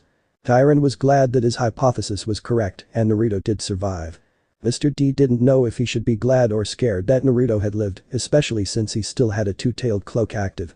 When Naruto finally came in for his last attack he grinned wickedly and said, "You seem to like combination attacks, let me show you how it's done, hahaha," and as soon as he finished saying that he began to make some hand seals, making a shadow clone appear next to him with a slightly less insane grin on its face before each making different hand signs and shouted at the same time. "Fire style, great fire annihilation," the original Naruto said, spitting out a giant flame that spread over the entire like making the Naiads jump out of the water to see what was happening. Wood style, 4-pillar prison jutsu," the Naruto clone said, slamming its hands to the ground after activating its Rinnegan, making a pillar of wood appear around the Hellhound. After that it dispelled itself. "But I ain't finished yet, bitch," Naruto before making a last pair of hand signs and whispering. "Come on out, Darkness, we don't want to keep our guest waiting, do we?" as Naruto said that as a dark but distinctively female pair of voices spoke in Naruto's head. "No, we don't, let's show them our power, Naru-kun," one voice said in a particular seductive tone. "Oh Naruto-kun, why haven't you talked to us in so long?" A whiny voice that sounded like she was the clingy type. Naruto just ignored them as two black masses came from his back and extended around the fire that was still on a warpath towards the leader Hellhound and sliced off its wind head and cut off its left back leg and right front leg, making it collapse onto the ground in a heap to watch as the giant ball of flame came towards it until it was incinerated by one of its own elements. "Ahahahahaha, that right, bitch, you mess with me you die, hahaha," Naruto said as he watched the leader die from his attack. Claris Pav. Claris watched as Naruto laughed insanely and wondered what could possibly make him like that, but when he suddenly stopped laughing and turned it towards her and the campers, with that insane grin still on his face showing off what she could now see that his elongated teeth that had gotten sharper and now poked out of his mouth a little bit, she thought he was hot. But then a third tail grew out of the aura that was still around him, as the third tail formed his eyes, which they could now see perfectly were red and slitted like the fox he imitated, and his nails grew in length and were now at least 3 inches from the tips of his finger, and a thick black line formed around his lip. All my toys are gone, who wants to be next? Naruto asked, looking at them waiting for an answer. What, Naruto, are you crazy? We're your friends. Percy said, walking slowly up to Naruto, whose eyes turned to him, which made him jump a bit, which Naruto took as a sign of attack and began to lung, but something stopped him, but not before giving him a deep gash, sending him into the lake. The voice, did a beautiful voice, began to sing, and Naruto turned towards it to see Clara singing, looking right at him. She was only singing because Grover had come over to her and said that Naruto had gotten real mad once, and Percy's mother's song, a song which calmed him, said since she started this by trying to hurt Percy, she had to finish it. If it wasn't for his good reasoning she would have punched him, but he had a point, and as such, she told him to go to the Naiads and the forest nymphs and tell them to get any instruments if they want their lake in the camp to continue to exist, and with that Grover ran as fast as his goat legs were able to take him. Song, come little children, I don't own it, KATETHEGREAT 19 does, or at least the version I'm doing. Come little children, I'll take thee away into a land of enchantment. While Claris was singing, Naruto started to slowly walk towards, focused on the sound, her voice so focused in fact he didn't even make any invitation that he noticed the Naiads and wood nymphs started to come out with their instruments and begin to sing along with her. Come little children, the time's come to play. Here in my garden of shadows. While Claris was singing, the nymphs and the Naiads started to woo and woe. Follow sweet children, I'll show thee a way. Through all the pain and the sorrows. Weep not, poor children. For life is this way. Murdering beauty and passions. While Claris was singing, Naruto was still walking towards her hypnotically, almost as if he was in a trance. Hush now, dear children, it must be this way.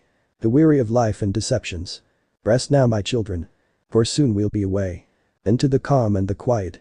Naruto was almost to Claris, his demonic aura almost completely gone, except for a small outline around his body, but the insane grin was gone.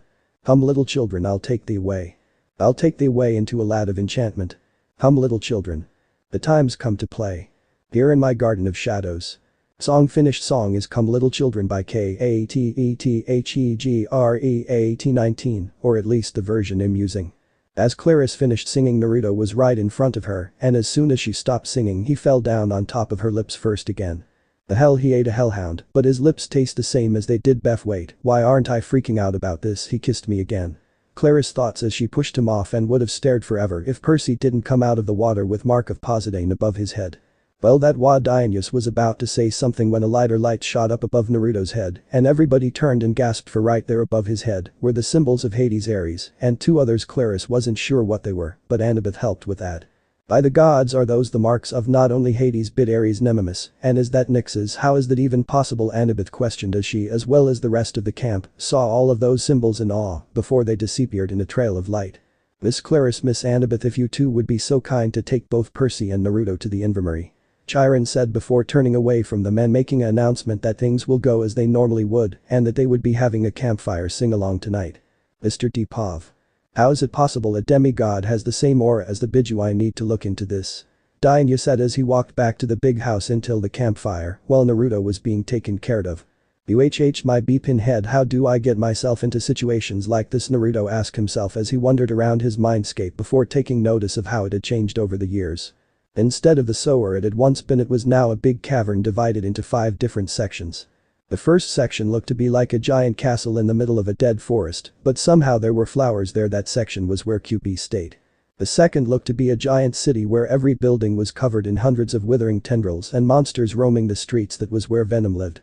The third section seemed to be a giant cathedral-like mansion with demon guards. That was where Virgil lived.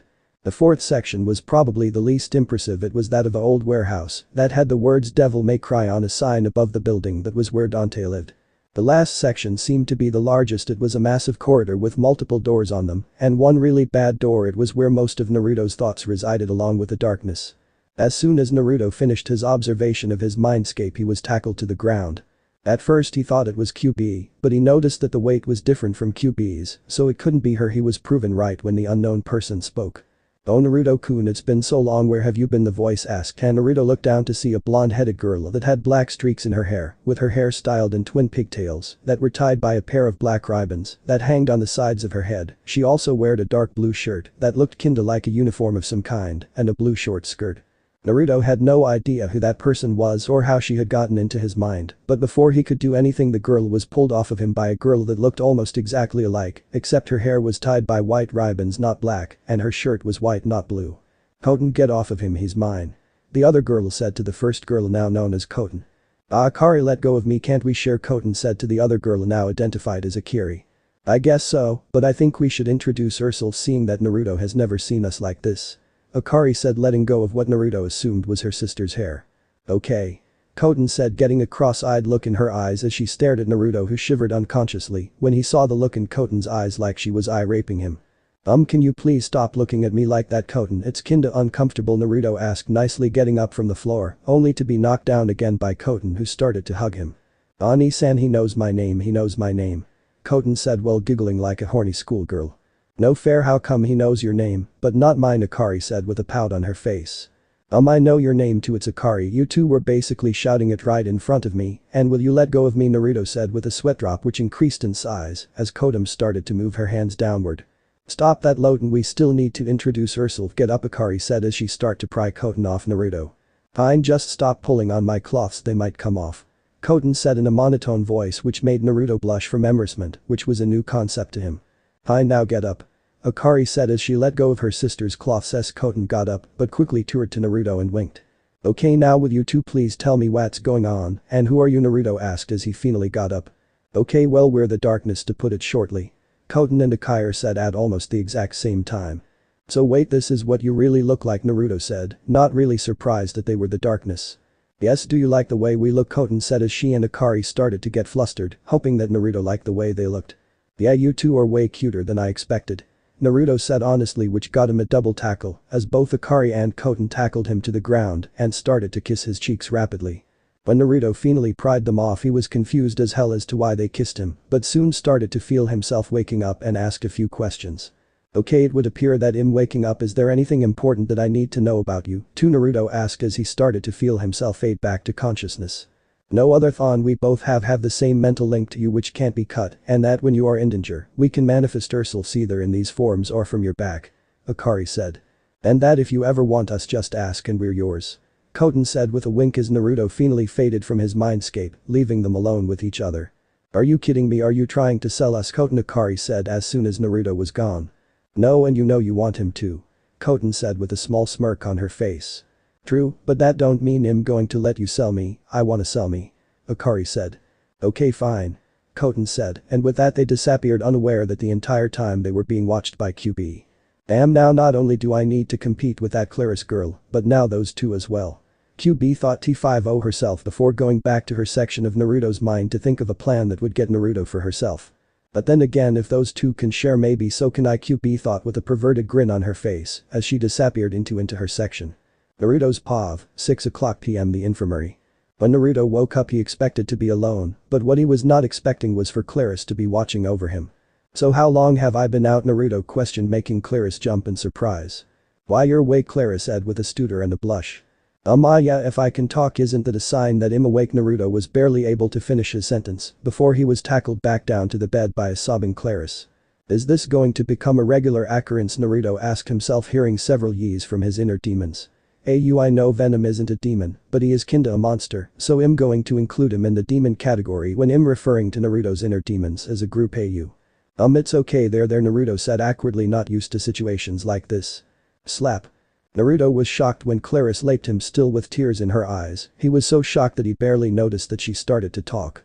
"You bastard, how could you make me think you were dead, you idiot!" Claris yelled in rage and shock at almost losing somebody she cared for. Naruto just sat there not knowing what to do, but when he saw Claris about to slap him again, he snapped out of it and grabbed her hand before leaning forward, capturing her lips in a kiss. "The hell, why did I do that?" Naruto asked himself, unaware that everybody inside of him except for kyuubi made him kiss her. "Odds, did he kiss me on purpose this time? Why?"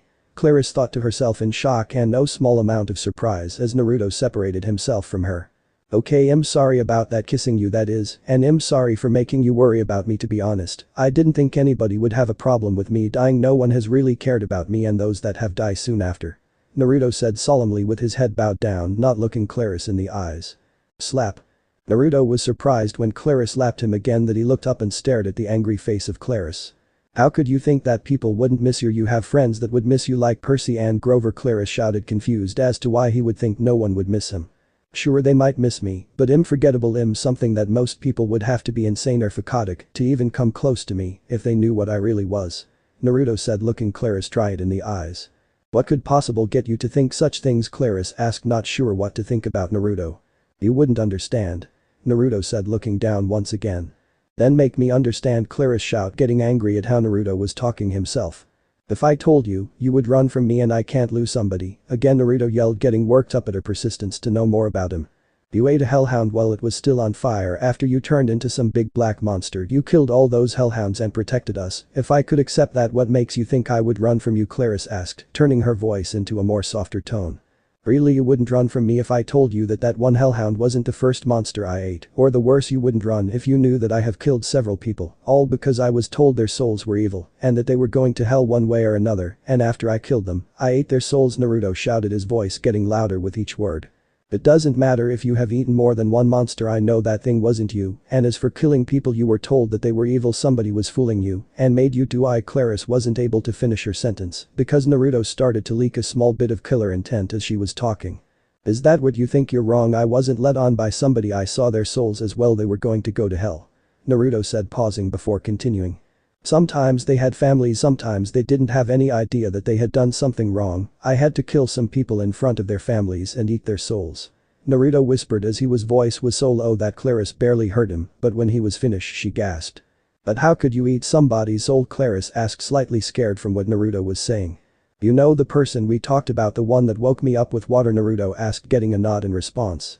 He saved me from a fate worse than death. He took me away from my village on my 3rd birthday after a mob attacked me, and he took me in, raised me, trained me. He was the closest thing to a family I had. If it wasn't for him I wouldn't even be here. Naruto said, lifting his head, making Claris jump as his eyes took on a purple tint with 3 black rings in them. Who was this goo guy? Claris asked with a small stutter. He goes by many names and all of them are true. Naruto said before pausing, letting Claris absorb what he was saying before continuing. He is God, he is the devil, he is death, but his real name would be Arashi, and he really is all those things. Naruto said, making Claris gasp. I don't think something like that exists. Claris said. I thought the same thing, but he does, he is all those things for several dimensions, and this is one of them. Naruto said. But how is that possible? There is only the Greek gods, and how would you know? Claris questioned. Because I'm not from this dimension and you're wrong, there's more than just the Greek gods. Naruto said, making Claris gasp once again. What do you mean that you're not from this dimension, and what do you mean there's more than just the Greek gods? Claris asked, wondering if what he was saying was true. Where I'm from there aren't monsters like yours, and they're either people or ninja or civilians, and that red aura I had, only 8 other people can do that, and they are similar to what I am, and I can't tell you that there are other gods, I shouldn't have even mentioned it. Naruto said. Fine, then what are you then? Claris asked, wanting to know what Naruto was. I started off as a human, but then when a monster known as the Kyuubi Kitsune attacked my village, the 4th Hokage, the leader of the village at the time, sacrificed himself and sealed the Kyuubi into a newborn baby. His dying wish was that the container of the Kyuubi be seen as a hero, but it wasn't, he was seen as the demon itself, and many tried to kill him and tortured him every day since he was born. That baby was me. Naruto said, hearing Claris gasp as he bowed his head.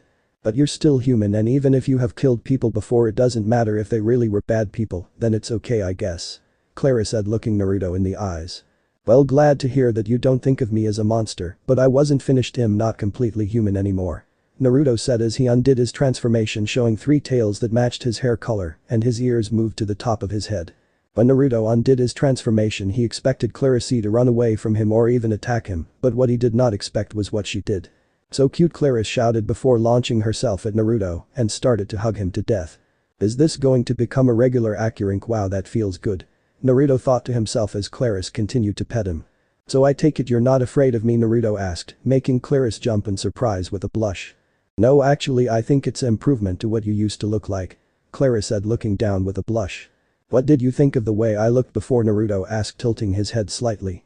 You look like someone I wanted to date. Claris said, her face looking like a tomato. "And what do you think of me now?" Naruto asked, surprised that she would want to date him. "You look really hot," Clara said, looking up to see what Naruto thought about what she said and saw a confused look on his face. I don't know what hot means, but I'll take it as a compliment," Naruto said.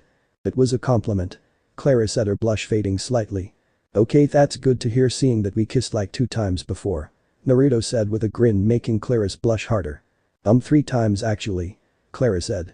"3? That's odd, I only remember 2 times. Did you kiss me while I was asleep?" Naruto asked teasingly. "And no, I mean when you fell unconscious you kinda fell on top of me and kissed me," Clara said. "Okay, but we might want to hurry up if we want to make it to the campfire. Also, if somebody were to see us like we are, it might spread some nasty rumors," Naruto said, making Claris look at the position they were in and found that she was straddling Naruto's waist with her face a few inches from his. "Oh, I'm sorry," Clara said as she got off Naruto, who got up and realized that his cloths were burnt except for his cloak, and as such, he simply made Venom make him some black cargo pants and a black shirt before turning to Claris and saying, "It's okay, to be honest, it felt kinda good, and before you ask, the cloths came from that monster whose name is Venom. I don't usually wear these cause Venom is weak to fire, even with my immunity to it," Naruto said, answering Claris' unasked question. "Oh, okay, then let's go," Clara said before walking away to the campfire with Naruto behind her, both unaware that a certain brunette was listening to every word they were saying. Naruto's POV, 6:25 p.m. campfire. When Naruto got to the campfire, he saw Chiron there, asking if anybody would like to start the campfire song. Naruto saw nobody volunteering. He decided to make his presence known. "I would like to start it, Chiron, if that's alright." "Of course," Naruto said, walking up to Chiron. "Of course it's alright, Naruto, go ahead," Chiron said as Naruto moved right in front of the campfire. "Okay, I know I made myself look bad today, and all of you have your own opinions about me, but to be honest, I don't give 2 shits, so without further ado let's get this thing started," Naruto said before summoning a black and purple guitar and made clones and instruments out of the surrounding shadows and began to sing. "Song is Call Me I Don't Own It, Shinedown does. Wrap me in a bolt of lighting. Send me on my way, still smiling. Maybe that's the way I should go. Straight into the mouth of the unknown. I left the spare key on the table. Never really thought I'd be able to say. I merely visit on the weekends. I lost my whole life and a dear friend." As Naruto sang, the flame from the campfire started to move and wither into shape and grew in size. They showed a small boy running for his life from an angry mob while they were trying to kill him. For those that knew Naruto, they knew that that boy was Naruto. I've said it so many times. I would change my ways. No, never mind. God knows I've tried. When Naruto finished that note, the clone began to sing in a chorus as the flames showed Naruto getting tied to a stick and being used as target practice for knives. "Call me a sinner, call me a saint. Tell me it's over, I'll still love you the same. Call me your favorite, call me the worst. Tell me it's over, I don't want you to hurt. That's all that I can say, I'll be on my way." The clone stopped singing, letting Naruto continue by himself as the flames showed some women holding 2 things in her hand, a necklace and a bracelet, as she stared at Naruto with a pure evil grin. "I finally put it together. But nothing really lasts forever. I had to make a choice that was not mine. I had to say goodbye for the last time." As Naruto said that, the flames showed the boy get stabbed by a man with something glowing around his fist. "I kept my whole life in a suitcase. Never really stayed in one place. Maybe that's the way it should be. You know, I live my life like a gypsy." The flames then showed a now grown-up kid with a sword in his hand, attacking and slice apart monsters left and right without even flinching, as what they thought was blood got on his face, and some started to realize that the boy was Naruto. "I've said so many times. I would change my way, no, never mind. God, no, I've tried." The clones joined in once again. "Call me a sinner, call me a saint. Tell me it's over, I'll still love you the same. Call me your favorite, call me the worst. Tell me it's over, I don't want you to hurt. That's all that I can say, so I'll be on my way. I'll always keep you inside, you healed my heart and my life, and you know I try." The clones joined in for the last time as the song neared its end. "Call me a sinner, call me a saint. Tell me it's over, I'll still love you the same. Call me your favorite, call me the worst. Tell me it's over, I don't want you to hurt. That's all that I can say, so I'll be on my way. So I'll be on my way. So I'll be on my way." Song done. Song is Call Me by Shinedown. Naruto bowed his head as he finished the song and his clones dispelled themselves. Clap clap clap clap. "Very good, Mr. Uzumaki, or would you prefer kyuubi?" As soon as Mr. D, who had been clapping, finished his sentence, he was sent flying by a punch from Naruto, who was both enraged because he called him kyuubi and confused as to how he knew the name in the first place. "Arg, our Lord Kaiu," Dionysus tried to say, only for him to get punched again, followed by a kick to his back, sending him to the front of the big house. How do you know that name? Naruto asked as he let part of his transformation drop, showing one tail and a pair of ears on top of his head, all the same color as his multicolored hair. My lord, you do not remember, you and your brothers and sisters have been gone for a long time. Dionysa said as he got up from the ground only for him to be kicked again into his own cabin, where Naruto once again reappeared with two more tails out, which grabbed Mr. D wrapping around his body, picking him up and bringing him closer to his face. I am an only child, you know nothing about me, and I have never been here before, but I know somebody who might. Naruto said before creating 6 clones out of the darkness of the night. What the hell, Naruto, what do you think you are doing? Kyuubi asked as she appeared wearing a black and blue floral pattern kimono. Naruto-kun. 2 identical voices said as Naruto moved out of the way, avoiding a tackle from Koten and Akari. Yo, got any food? The voice of Venom said as making several people pale when they saw him and several others throw up, remembering what he did.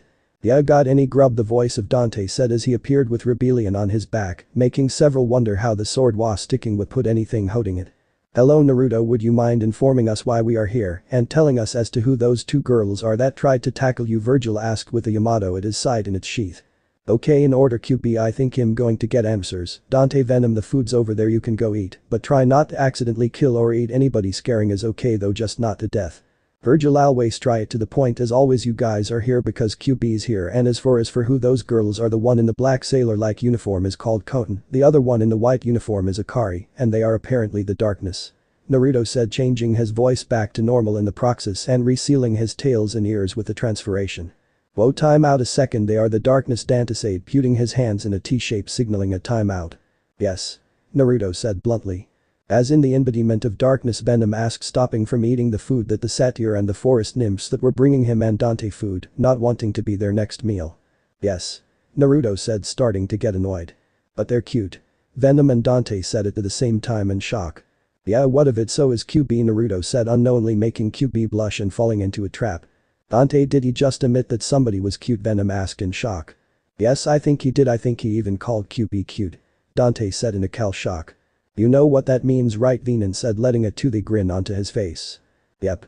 Dante said, a smirk coming onto his face as he and Venom looked at each other, smirk still on their face, and turned back to Naruto and began to sing. Naruto and Darkness sitting in a tree. Kising, first comes love, then comes sex, then the broken condom. As soon as Dante and Venom were finished singing, they were hit where it hurts by Akari and Koten. Aka, the darkness. Idiots, even I knew that was going to happen. Virgil said, shaking his head, making his way over to the table to eat as well. Anyway, Kyuubi, any idea what Hess talking about? Naruto asked, turning back to Kyuubi, who was trying to sneak away unnoticed, but Naruto caught her and she turned around. I don't know, maybe another dimension version of me and the other Biju came here once, cause I'm pretty sure I would remember giant buildings like these in Greek god. Kyuubi said, crossing her arms under her chest, making almost every male there blush and start fantasizing about her. I suggest all that are thinking about her in an inappropriate way stop it, unless you want to have your balls teared off and shoved down your throat. Naruto said threateningly, making all fantasies stop in an instant. Thank you, Kyuubi, but you might have still come here before. Dionysa said that you and the others have been gone for centuries and things can change in that time. Naruto said, turning to Mr. D about to say something, but was interrupted by the campfire taking on a shape of a giant bat-like monster appearing in flame and began to throw flaming fireballs everywhere. Where's Percy Jackson? The monster said, throwing another fireball. Hades, what's he doing here? Dionysa said as he backed up and watched what would happen. Bring me the lightning bolt, Percy Jackson, and I shall exchange it for your mother.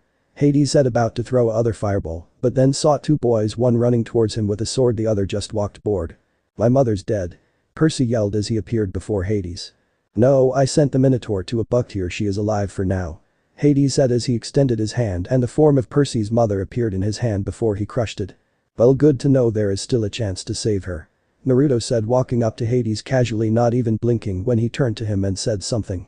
Tell me, boy, how come you show no fear to me, and why do you carry my symbol of power? Hades asked as he stared at Naruto and saw that he looked almost bored and that he was claimed by him. I show no fear to you, Hades, because you have done nothing to earn it unless you count throwing fireball, but I could do that and more, and as to why I have your symbol of power, well, first off, I'm not your kid, so you don't have to worry about that, but your blood along with Ares, Nemesis and Nyx were infused into me when I came into this dimension. Naruto said, shocking everybody who did not know that bit about him. How is that possible? Hades said, angry that somebody had taken his blood and given it to somebody else, then he heard that he wasn't the only one. Simple God with a capital G did it, he teached me everything I know and he even gave me a mission when he sent me here, and I know you are innocent, and so is Poseidon, but you aren't helping people think any better of you. I'll throw him one to talk I ate, or well Venom over there ate a freaking Hellhound. Naruto said, pointing at Venom, who just looked up and waved with a stupid grin and said yo before he returned to his food. And before you say anything about there is no such thing as a real god, I thought the same, but he proved it, and he isn't only god, he's also the devil and death, and I'll be honest, I still probably wouldn't believe him if he didn't take me to heaven and hell, fun places actually. Naruto said, getting a far off look making everybody sweat drop. Anyways Hades, we are going to get Percy's mother. I am going to clear your name, but when this is over and done with, I am going to make you a cabin, and I will live in it, since there are no cabins for Nyx or Nemesis and I prefer to be alone. Naruto said. You dar. Hade was cut off by Naruto. I dare what make you a cabin when you don't have one, when maiden goddesses like Artemis and Hera do, and I do have your blood in me, so in a way we are related. Anyways, this conversation is over, be gone. Naruto said, moving his hands together making the flames converse on itself and put itself out. Percy Grover, go get packed, we're leaving tomorrow at 9:30 am sharp, pack everything you have. Naruto said before walking back to the table where Venom, Virgil, kyuubi, Dante and the Darkness were eating and joined them. Naruto, a voice shouted from behind Naruto, who turned around to see Annabeth. What do you want, Annabeth? Naruto asked, bored and irritated that he could eat in peace. The thing you are planning to do is going to be difficult, you might want an extra person to go along with you, somebody with battle experience. Annabeth said, walking closer to Naruto. And I guess you think you are the most qualified, am I right? Naruto said, not even turning around to look at her, which pissed her off. Well yes, I'm a daughter of Aether. Annabeth was cut off with a blade, almost cutting her in half if she hadn't moved out of the way. If you think because of your parent I would take you, you're an idiot. Anybody can think of a good plan, and even everybody can become an idiot at a point. Besides, if you could barely dodge that, then what good are you? Naruto said, not even turning Ann to see if she was alright. Fine, can I please go with you? Annabeth said, getting up from the ground. Why would Yopu want to go? Naruto said. I have been stuck at this camp since I was 7. Annabeth said. Ah, so you want to go so you can see the world and be free? Naruto said, getting up and turning to her. That's half of the reason I want to make my mother proud. Annabeth said, telling Naruto the whole truth. So you're a mama's girl, fine, I'll take you, but I'll give you on a little piece of advice, don't always do as mama says, it could kill you. We leave at 9:30 on the dot, if you're not there then we're leaving without you. Naruto said, sitting back down and turning back to his food as Annabeth walked away. Naruto's POV, 6 am. When Naruto woke up he first went to go take a quick shower, coming out dressed in black cargo pants and an orange shirt with a brown coat on, and was about to head outside to do some early morning training, but saw a bright light by his bed and saw a letter, and knew only one person would send him one. What do you want, Arashi? Naruto thought to himself as he lifted the letter and headed outside, re-adding it, unaware that 2 people were following him. Arashi's letter. Dear Naruto, it's Arashi. I gotta say I'm surprised you've been doing so well. Anyways, sorry but I might have sealed, or should I say took in your power. I kinda created 2 clones on accident. They said that they were a part of your subconscious and that there are millions of others kinda like multiple personalities. Anyways, I gave them a test and they seemed stable enough, so I decided to give each a bit of your power. One of them has the prototype powers as well as the infamous ones as well. The other seems to have all the Dragon Slayer abilities except fire, which you have. Anyways, I gave them each 2 tails of your power since I figured you won't need, since you got the tails out of 7. As well those weapon abilities that dimension that you went to, the one I called Soul Eater. You know, the one with that talking witch cat and weapon ninja girl, along with that chick Krona. Anyways, I sent each to a different dimension. The one with the prototype powers I sent to the Soul Eater universe to help fight against a witch called Medusa who wants to raise a demon known as a Kishin. I sent it there to help in the fight, not prevent its rise. I sent the other one to the dimension where Dragon Slayer to join a magic guild called Fairy Tail and create a few bonds. When they dispel, all their powers and abilities and strength will be transferred to you. They aren't normal clones, their heads could be cut off and they won't dispel. I also gave them the SP instructions. I gave you to leave a note saying you will see them again. I'm also giving you a pair of guns. I think you're ready for them since me and Dante showed you how to use them. Be careful though, they aren't the guns I used when teaching you. They are chakra guns for normal angelic and demonic chakra. I know I didn't teach you how to channel angelic energy, but you're a descendant of Dante and Virgil. The Nephilim.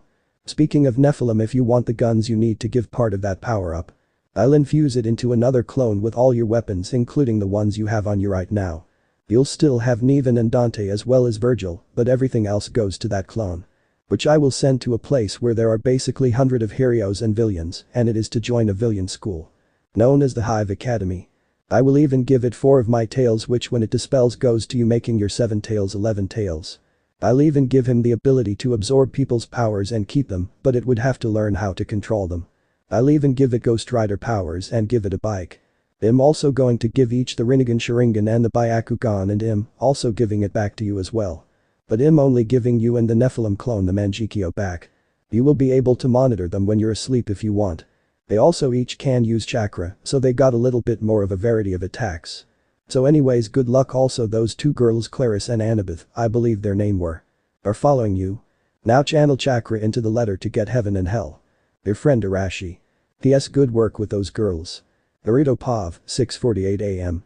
As soon as Naruto finished with the letter, he was in a mixture of emotions, but sent chakra along with some of his demonic power into the letter, which glowed, revealing two handguns, one pure white with a gray angel on it, the other blood red with a black wolf on it. And you two can come now, I know you two are there, Naruto said while he looked at the guns. What do you mean two? Both Clarice and Annabeth said at the same time as they came out behind a tree and looked at each other. Those that answer your question, Naruto said, wondering what he was going to do with the guns when two gun holster, one white the other black, appeared on his hips, and he placed the guns in them as the gun disappeared sight in a puff of smoke. Getting a gasp from both Annabeth and Clarice. How did you do that? Annabeth asked as she looked on, puzzled as to how he make the guns disappear. You're kidding, right? He changed into a monster and threatened Hades, and you're surprised that he made something disappear? Clarice asked, folding her arms. But how did he do it? Annabeth asked. Great question, Annabeth. How come you were following me? Are you a stalker? Naruto said with a smirk. No, I'm not, and I'm following you because I wanted to see what you are doing, Annabeth said with flustered. And that's different from a stalker. How? Clarice said with a grin on her face. Because I'm just curious as to what he's doing, Annab said, getting up in Clarice's face. Yeah, what are you doing, Naruto, and how did you get those guns? Clarice said, turning away from Annabeth, and asked Naruto. Well, I was going to train, but I guess that's out of my options since you girls are here, Naruto said, crossing his arms. Why, it's like 7:10 a.m. right now. Wouldn't you rather sleep, and why couldn't you train now that we're here? Clarice said, walking up to him. Because one, I like my privacy, and when I train things tend to blow up, Naruto said as he double-checked his inner clock and noticed that it was 7:17 a.m. Okay, I believe that after what you did to capture the flag, but what about the guns? Clarice asked, looking Naruto in the eyes and fluttering her eyes. They were a gift from Arashi. They came with the letter, Naruto said, confused as to why she was moving her eyes like that and why it made him want to do whatever she said. What was in the letter? Clarice said, still fluttering her eyes as she looked at Naruto, her face less than an inch from his. It's not important, Naruto said, trying to see if she was casting some sort of game jutsu by channeling chakra throughout his body with no effect. But Naruto, if he sent you guns, it has to be important. Do you not trust me? Clarice said, making her face look like she was about to cry. No, yes, I mean I do trust you, it's just that it's not important for you to know, Naruto said, his words getting lost in his mind. But I want to know, Clarice said, fake tears coming out of her eyes. But fine, he said that when he sent me here he accidentally made two clones that had some of my powers and that each had a bit of my control, and as such is why I lost control of myself so fast when I fought the Hellhounds, and that he was going to send each to a different dimension, Naruto said, ashamed that he was interrogated so easily. Oh, is that all? Why didn't you tell me that in the first place? Clarice said, returning to her normal attitude, surprising Naruto. Because it was something only I should know, Naruto said, trying to wrap his mind around what was going on. Maybe so if I wasn't your girlfriend, Clarice said with a smirk before lunging forward at the surprised Naruto, who caught as she kissed him as Annabeth watched in shock. So you're my girlfriend? Naruto said as Clarice came up for air. Yes, Clarice said shortly, trying to catch her breath. Since when? Naruto asked, confused as to when they became a couple. Yesterday at the infirmary, Clarice said, moving away from Naruto to look him in the eyes. That's okay, right? Clarice asked, unsure if he was alright with this. Yeah, I'm just a little confused. I've never been in a relationship like this, Naruto said, honestly confused as to what he should do. Don't worry, I'm the same way, Clarice said with a blush. And that may be, but I've spent most of my life either running in fear or training, so you're probably more experienced, Naruto said, looking away embarrassed. What is happening to me? What are these things I am feeling? Are they emotions? Naruto asked, unaware that his thoughts were being listened to.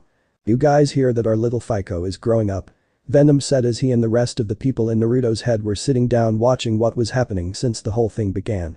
I know, I feel so happy, Dante said as he began to cry tears of joy.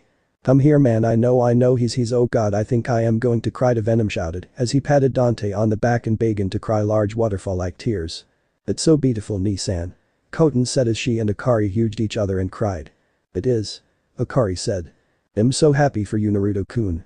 kyuubi whispered as she saw Naruto being held by somebody else before remembering that she can share him. Well, I will admit I'm happy for Naruto, but why are you people crying? Virgil said as stoically as usual. Wahhhh, Naruto may be cured, but we still have to deal with Virgil. Dante said as he looked at his brother and cried even more along with Venom before they were sliced apart by Virgil with the Yamoto. Idiots. Virgil said as he walked away, not caring that Dante and Venom couldn't die in Naruto's mind. Well, the mic could help you gain experience. Clara said as she gave Naruto a quick peck on his cheek. Okay, Annabeth, it's like 8:01 am, are you packed or not? Naruto asked, snapping Annabeth out of her stupor. Yes I do. Annabeth said. Okay, go get them and go to the big house, also get Grover, I'll get Percy, but I got a quick stop to make, so if you don't see Percy in 40 minutes go check on me, I'm going to check out that big tree. Naruto said, disappearing before Annabeth could as what he meant. Naruto's path by Thalia's tree. When Naruto reappeared he was next to a big tree, not knowing, looking around for what brought him here before he realized it was the tree itself. That's odd, how could a tree be Cal, wait, this tree has a soul. Naruto thought to himself as he placed his hand on the tree and felt a pulling sensation. Ah, what the beep, where am I? Naruto asked himself, rubbing his head before he heard a gasp-like moan and felt something soft in his hand.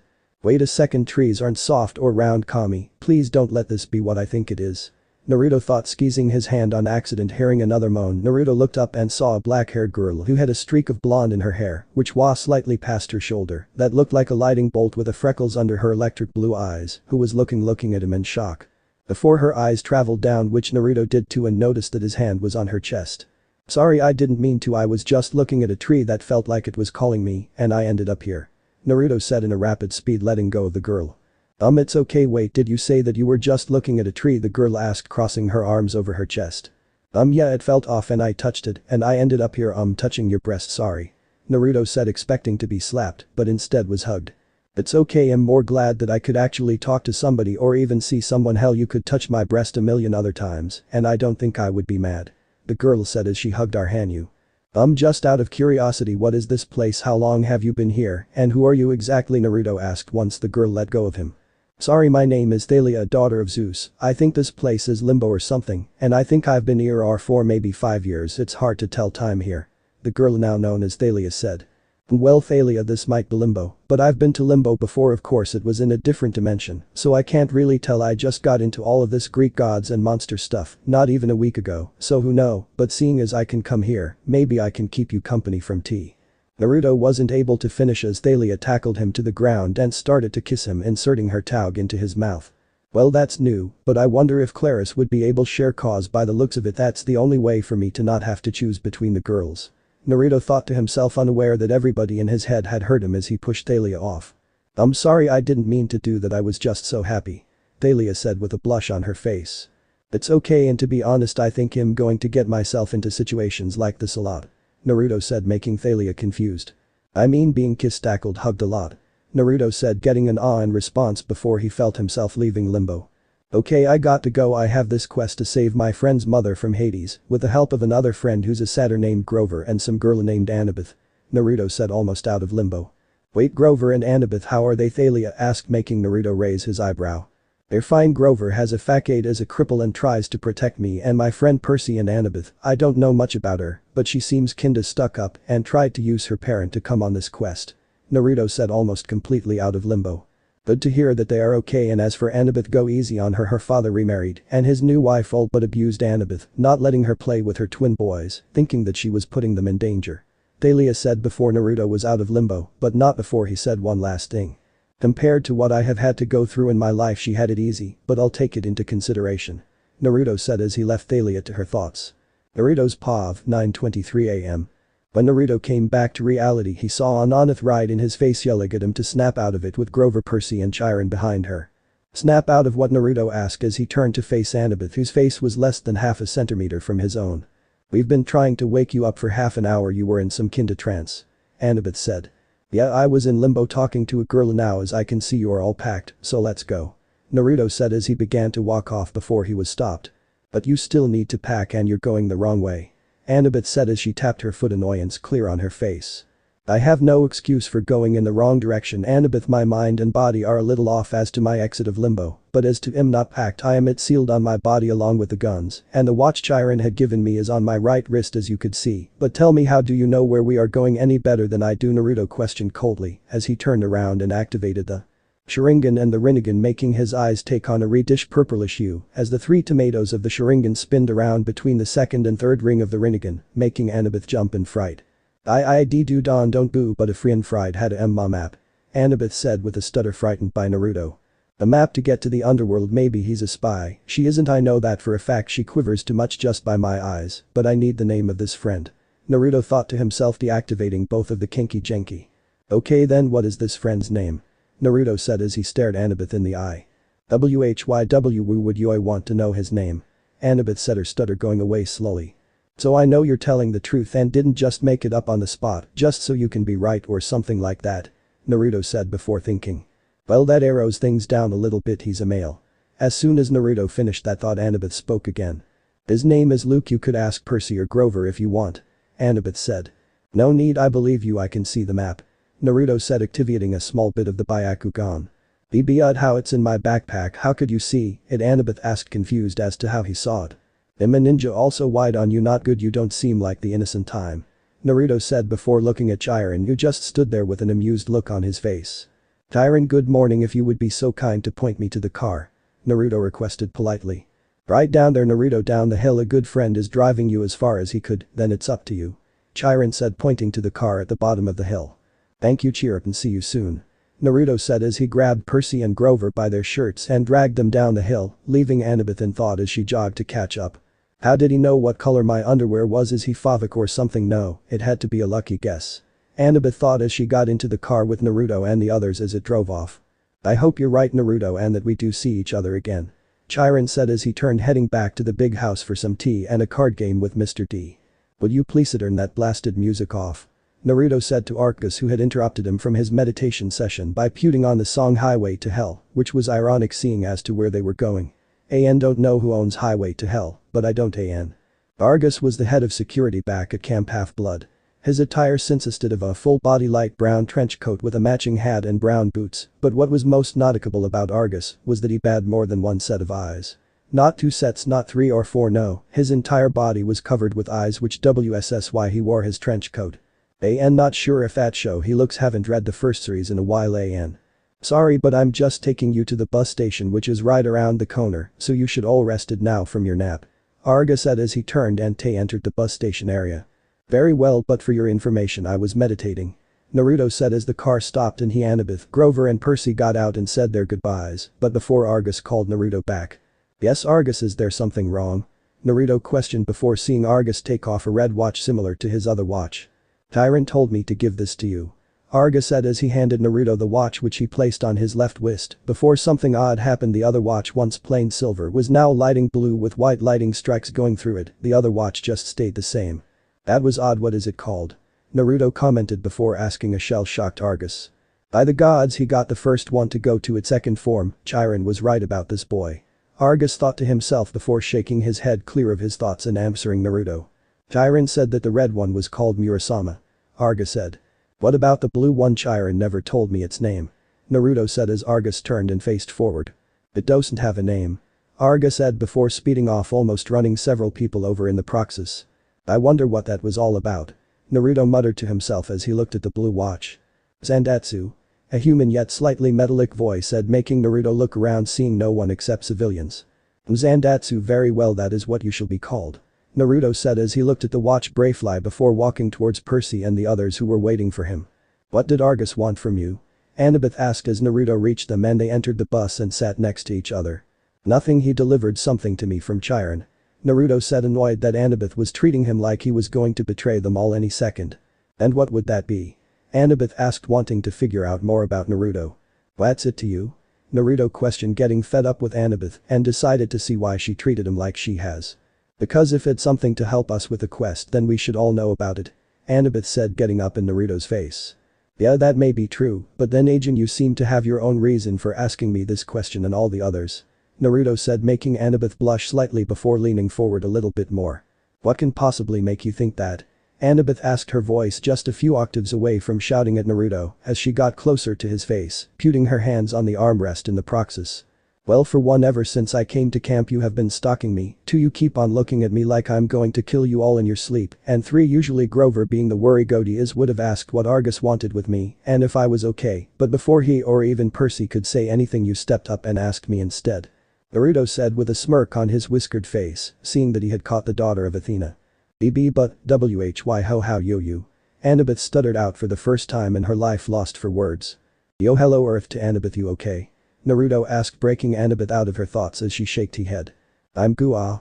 Annabeth, before noticing how close she was to Naruto and freaked out, slightly loosening her hold on the armrest and fell, but Naruto saw this and tried to catch her, only for her to manage to catch herself and bring her head up as Naruto was still moving to catch her.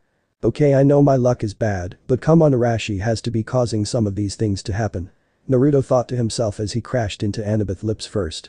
He's kissing me, why I thought he was with Clari's gods, he's a good kisser and he has no bad thoughts. Annabeth, you're a daughter of Athena, stop acting like some hormonal teenage girl.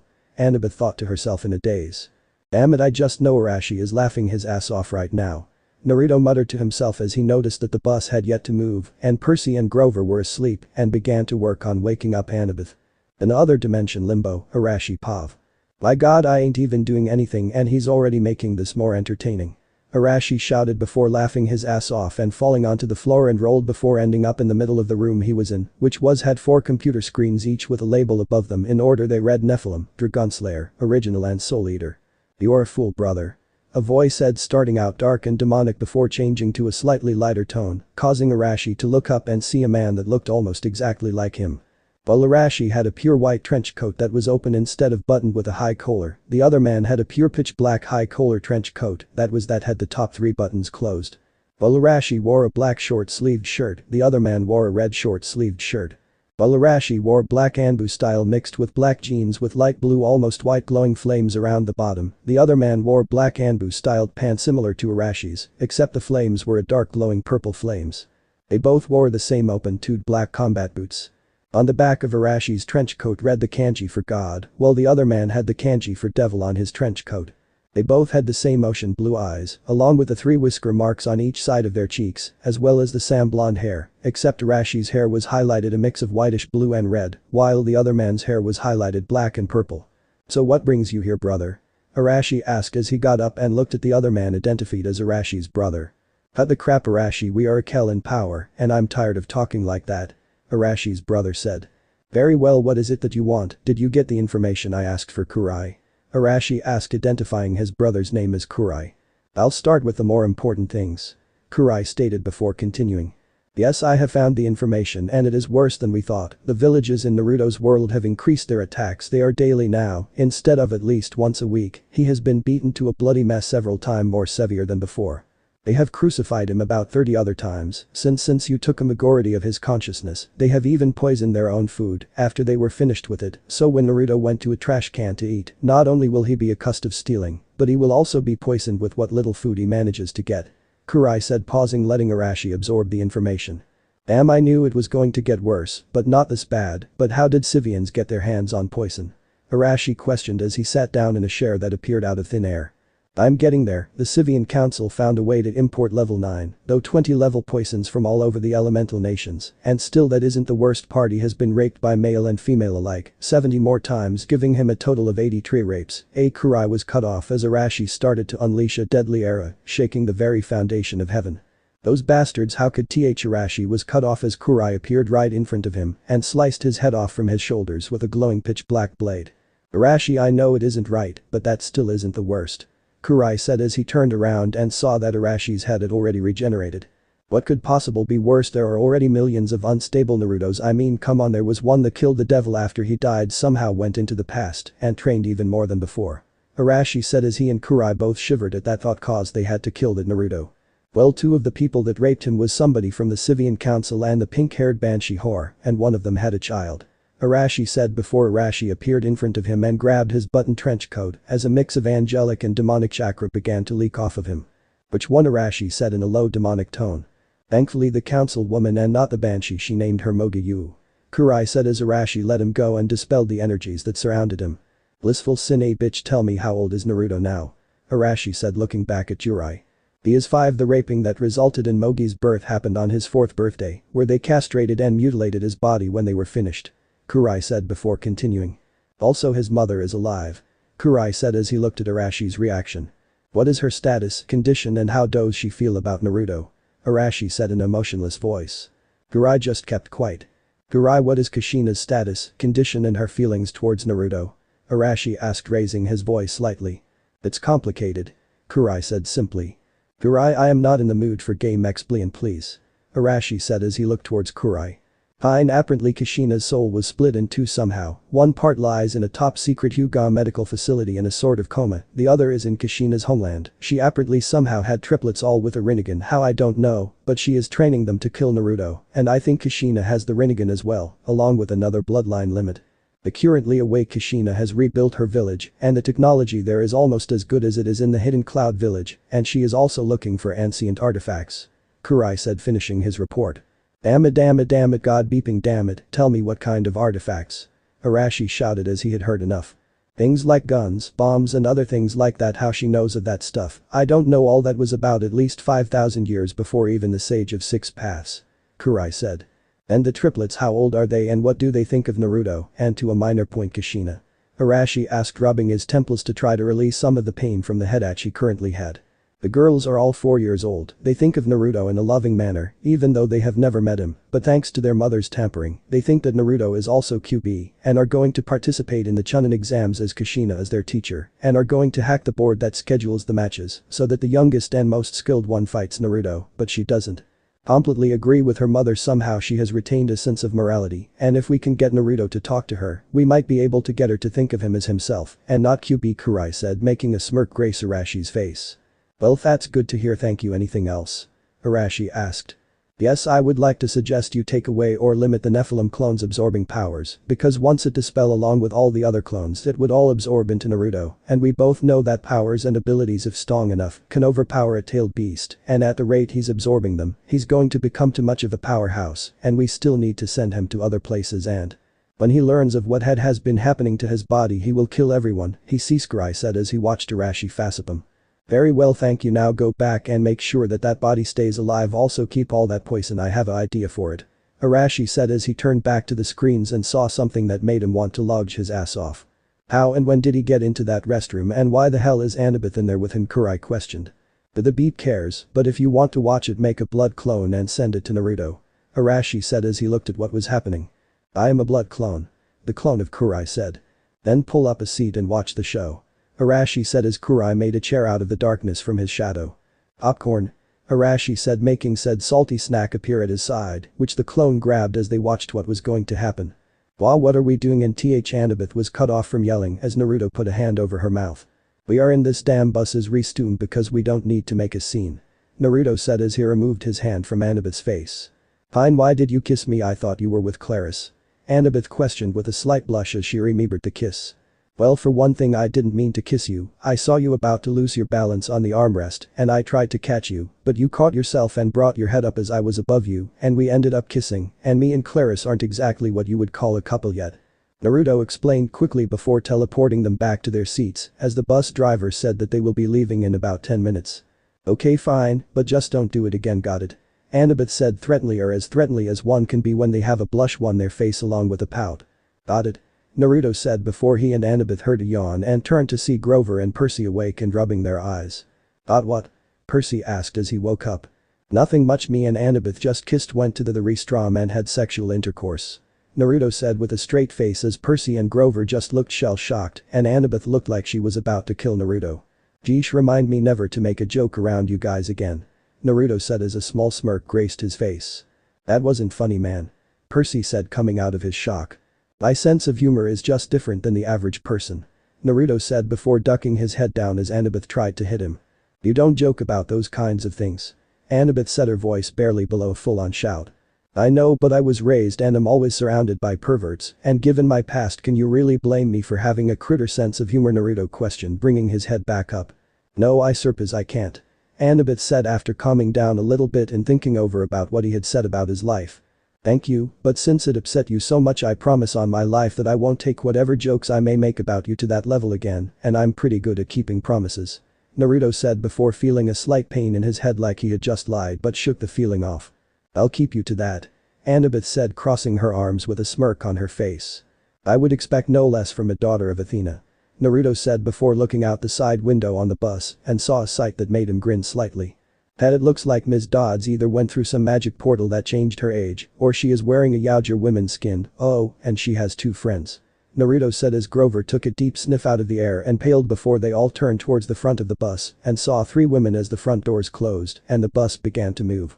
The girl to the left appeared to be about 15 years old with blue eyes and blonde hair. She had on a red tank top and short blue jeans that showed of her tanned legs and arms, along with a pair of brown sandals. As Naruto looked at her and saw the expressions on her face, he could tell that she either didn't want to be here, know if what she was doing was right, and looked to be a little shy. Naruto also noticed that she appeared to be more developed than the other 2 women were. In the middle was undeniably Ms. Dodds, even if she had changed a lot. Before she had brown red hair with brown eyes and pale skin and wore a brown sweater with a black shirt and beige skirt with high heels and appeared to be in her 60s. Now though she looked like she was 30 maybe 35, her hair was longer and tied into a ponytail that reached just above the small of her back and her skin while still pale seemed to be a little bit more tan. She wore a black leather jacket unzipped with a black undershirt that looked like it was painted with blood and tight dark blue jeans with black combat boots. To the right was what appeared to be a 24-year-old with black hair and green eyes and slightly tanned skin and wore a simple red short-sleeved shirt and a pair of blue jeans along with dark brown combat boots. Together they all sat down next to each other. "I Immortales," Annabeth muttered in shock. "Do kindly ones no please not again please not agent," Grover said in fear before repeating himself. "What do you mean 2 tiers 3? Naruto said as he shook Grover a little snapping him out of his daze. "Me and Annabeth along with 2 others have seen all 3 kindly ones, the one to the left she isn't one of them," Grover said as Annabeth pulled out some kind of baseball cap. "Dear Percy put this on," Annabeth said in a quiet tone. "But why, what's it had going to do?" Percy asked not seeing how putting the cap on will help. "Percy just put the goddamn thing on," Naruto said in a quiet yet slightly threatening voice making Percy grab the cap. "Fine but I don't see how it will help," Percy said as he put the cap on and disappeared from sight. "My invisibility cap impressive, I take it your mother gave it to you," Naruto said getting a nod from Annabeth. "I'll have to ask her why a baseball cap later." Percy try to move to the front. "They can't see you, but they can smell you so keep your distance," Naruto said before feeling what he assumed was Percy's step on his foot. "I got to use the restroom," Ms. Dodd said getting up along with the other 2 girls and walking towards the back of the bus. "Annabeth Grover please just shut up and let me do all the talking. I want to try to keep human deaths to a minimum," Naruto said as the 2 Furies plus 1 unknown teenage monster reached them. "Ms. Dodds it is nice to see you again," Naruto said making Ms. Dodds and the other 2 girls turn towards him. "I can't say I feel the same way now where is it?" Ms. Dodds said making a few of her nails grow shaper. "Ms. Dodds I am trying to settle this peacefully so that neither one of my friends get hurt or that you 2 ladies and the lovely woman over there get disintegrated, so please sit down and let us try to talk this out," Naruto said in a calm voice and pointing towards the youngest one there when he said lovely woman. "How do we know this isn't a trap?" Ms. Dodds asked. "Well for one you don't and even I don't know how safe we all are on this bus," Naruto said crossing his arms as Ms. Dodds looked down at his face trying to detect any lies. "What do you mean you aren't sure about how safe we are on this bus?" Ms. Dodds asked letting her nails grow a little bit longer. "Well for one I don't know if we have a suicide bomber or a gun-wielding psychopath on this bus or that there isn't an even stronger monster here but mostly what I meant was Percy who is invisible right now hiding from you and he is most likely going to do something stupid which I in advance apologize in advance for," Naruto said making Ms. Dodds' eyes glow the same purple red they had before at the museum before fading away. "Fine we will sit," Ms. Dodd said as she and her friend sat down in the seat to the opposite side of Naruto. "Thank you now if I may ask what are your 2 names?" Naruto said referring to the other 2 women that were with Ms. Dodds. "I don't think we have ever been asked that, in fact I don't even think we have names," Ms. Dodd said. "The beep you mean Hades never gave you names?" Naruto questioned getting no's in response. "Well that's bullshit, would you 2 like me to name you?" Naruto asked making the 2 girls raise their heads in shock and Ms. Dodds looked like she was about to rip Naruto apart. "Don't you dare act like you care mortal, no one ever does," Ms. Dodd said making the other girls both saddened and angry in response. "Well for one I'm not exactly mortal and 2 I'm offering it's up to you to take the names," Naruto said letting loose a little bit of his demonic aura making his eyes turn red and become slitted along with his teeth become sharper and his nails grow longer before making the aura dissipate. "So do you accept or not?" Naruto said after 2 minutes, getting 2 rapid-paced nods so fast it was a surprise that their heads hadn't snapped off. And how about Karina for you? Naruto said, pointing to the older of the two. Yes, it sounds nice. The now-known Karina said with an upbeat tone in her voice. And for the beauty right there, and how about Alana? Naruto said, getting a couple of tears from the teen. Sorry if you don't like it, I could always chan mmm. Naruto was cut off as the now-known Elena lunged forward and hugged him, straddling his waist and grinding up against him in the process. Ma ha ha, I guess that means you like the name, right? Naruto said before he was kissed on the cheek. Sorry, but we need to go like now. Naruto said, shouting a little at the end right before the bus started to move side to side and speed up. Damn it, I just knew something like this was going to happen. Naruto said as he held onto Alana and the bus flipped over. Everybody, we need to get out now, this thing is going to blow. The bus driver said after prying the doors open, making everybody hurry out. Hey everybody, alright? Naruto asked. Yeah, I'm good. Annabeth said, her face and shirt covered in soot. So many apple, I mean same here. Grover said after getting up slightly dazed. I'm good. Percy said, appearing next to Grover, making him jump into the air and into Annabeth's arms. Zoinks. Grover said before he was dropped on his ass. I'm okay, to thank you for the save. The voice of Alana said, making everybody look to Naruto's arms. Glad your Naruto was cut off. My baby, someone help me find my baby please. A woman said, making Naruto sigh and put Alana down. On it. Naruto said before running straight into the now on fire bus. Why the hell would someone leave their child in an explosive bus? Naruto said to himself before spotting a car seat. There you are. Naruto muttered before making his way to the car seat and picked it up and saw a crying baby. Hush hush child, I'll get you to your mother soon. Naruto said before turning around and heard a moan. They're beeping, kidding me, right? Naruto said as he saw barely conscious Ms. Dodds and Karina on the floor. Curse my luck. Naruto said before picking up the two women and began to make a mad dash to the exit, only for the roof of the bus to come down right in front of him. You know what, beep it. Naruto said before turning to the window and unsealed two of his tails before prying open the bus with a small amount of effort before hopping out of the opening right as the bus exploded. Here's your baby, ma'am. Naruto said as he walked up to the lady who took the baby out of the car seat in a hurry and backed away from Naruto. Monster. The women screamed, making everybody look at Naruto and say the same thing. It's a demon. A old man yelled. He tried to kill a baby. A other woman yelled. Look, he has two people on his back, we need to save them. The bus driver shouted, getting shouts of agreement from the rest of the passengers of the bus. No, please not again. Naruto shouted to himself in his thoughts as the flames still on his body dissipated and the passengers approached him and he clutched his head, dropping Ms. Dodds and Karina in the process. He touched my baby. The woman said, holding her baby out as close to her body as possible. It probably has some disease. The old man shouted. We should kill it. The bus driver suggested, getting shots of agreement from everyone except the mother of the baby and Naruto's friends plus Alana. No, this can't be happening, not again please. Naruto thought to himself. You wish to bring justice to those that must be judged, a human yet slightly metallic voice said, snapping Naruto out of his thoughts. Who's there, show yourself. Naruto said, looking up only to see that time had slowed down and that there was a man in front of him. The man was mostly covered in some sort of gray-black celestial bronze armor, leaving only part of his face showing pale skin and a single blue eye and his hair which was snow white. Who are you, what have you done here? Naruto questioned, moving to draw Zandatsu, only to see that it wasn't there. My name is Jack, but you can call me Raiden. The now identified Raiden said. Very well Raiden, that answers one of my questions, but what about the other? Naruto asked, letting his guard down slightly, not sensing any hostile movements from Raiden. It's a way for you to answer the question I have given you. Raiden said. I jugged those for justice, sorry pal, but I jugged it people for myself, not some belief like that. Naruto said. That's exactly what I thought when I first was got Jet Blade, very well you pass. Raiden said before disappearing in a flash of black and blue lightning and shooting into Naruto as time unfroze. So you people would kill an infant just because I touched its car seat? Naruto asked, his head down and his tail still. Yeah, we will, we don't need arg. The bus driver was cut off by one of Naruto's tails, impaling him through the leg before wrapping around it and tearing it off. Does anybody else feel that way? Naruto asked, his voice becoming demonic as he took out Zandatsu and noticed that it changed slightly. Instead of being completely silver like before, it was now a mix of dark ocean blue and had black tribal marks on it. The blue electricity on it before was still there, but an added black electricity.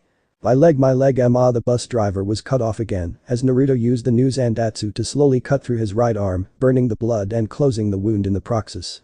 You're nothing but a worthless pig, you skell whenever you are in pain instead of manning up and fighting. Naruto said as the man whimpered. Please do don't kill me, I'm a virgin ah. As soon as the bus driver finished that sentence, he was picked up by Naruto's tails and thrown into the air, and Naruto jumped up into the air after him, catching up to him, drop kicking Jim into the area of the still burning bus. I suggest, unless the rest of you want to be killed by a true demon, that you all travel as a group into town. Now Naruto ended shouting, noticing the lack of movement from the bus passengers, making them run in fear. Percy? Naruto said, his voice turning back to normal, and he resealed his tails as he turned towards his friends along with Alana. Yes, Naruto. Percy said, afraid at what Naruto might do. You are an idiot. Naruto said slowly with each step before he was standing right in front of Percy and hit him in the head. Well, what do you mean? Percy asked, confused as to what he did wrong. Did you not see I had the situation under control? When we were inside the bus, Naruto asked. But I thought she attacked you. Percy said, pointing at Alana, who looked like she was lost. She didn't attack me, you moron, she was kissing me because I gave her a name. Naruto said. But Percy was unable to think of anything to say. And thanks to that stunt, we have two Unsai's Furies who probably have amnesia, and if they wake up and see us right next to Alana, what the beep do you think is going to happen? Naruto said, making Percy realize how much he had screwed up. Then why not take her with us? Annabeth suggested, making all eyes turn to her. Okay, wow, I did not see that coming at all. Naruto said, voicing what was on everybody's mind. Well, think about it, they are going to be hunting us anyways, and Alana is at least civilized enough to not try to kill us by now, plus she more than likely knows her way through the underworld, so why not just take her with us? Annabeth said, crossing her arms. Damn, that's pretty smart of you, Annabeth, but you forget something. Naruto said with a smirk on his face. What did I forget? I thought it over at least 5 times. Annabeth asked in surprise, since she just expected him to follow her advice. If we were to take her, the Furies would hunt us with even more persistence, and not only that, but it's her choice if she wants to come or not. Naruto said to Annabeth before turning to Alana. So how about it, you wanna join us? Naruto was cut off again by Alana, lunging towards him again like on the bus, except this time not only did she hug him, but she kissed him as well. Not that I'm complaining, but what was that for? Naruto asked after Alana parted away from his lips. Nobody has ever asked if I have ever wanted to do something before, they just told me to do it, and I was told to always do what I am told. Alana said with a few tears coming out of her eyes. You know something, when I see Hades I am going to make sure a few things change with the way things are run down in the underworld. Naruto said, getting surprised looks all around. But how he's a god and one of the big 3 at that? Alana asked, worried that somebody that seemed to care about her might die because he tried to do something for her. Trust me, I can be very persuasive when I want to. Naruto said with a wink, making Alana blush slightly. But that still didn't answer my question, are you coming or not? Naruto asked again. Yes, I will. Alana said with a bright smile on her face. Okay then, Annabeth, where to first? Naruto asked after getting up off the floor with Alana. Some place called Auntie M's Garden Gnome Emporium. Annabeth said, pointing in a direction after looking at that some guy named Luke gave them. Okay then, let's go. Naruto said as they all began to walk in the direction Annabeth pointed at. So Raiden, I'll need to check with Shiren later on exactly what or who this sword is. Naruto thought to himself before he stored that thought in the back of his head for now and focused on walking. So this part ends here. Alright, that's it for today's video, guys. Let me know in the comments section how was the story, and also don't forget to like, share and subscribe. I will meet you in another video, bye bye.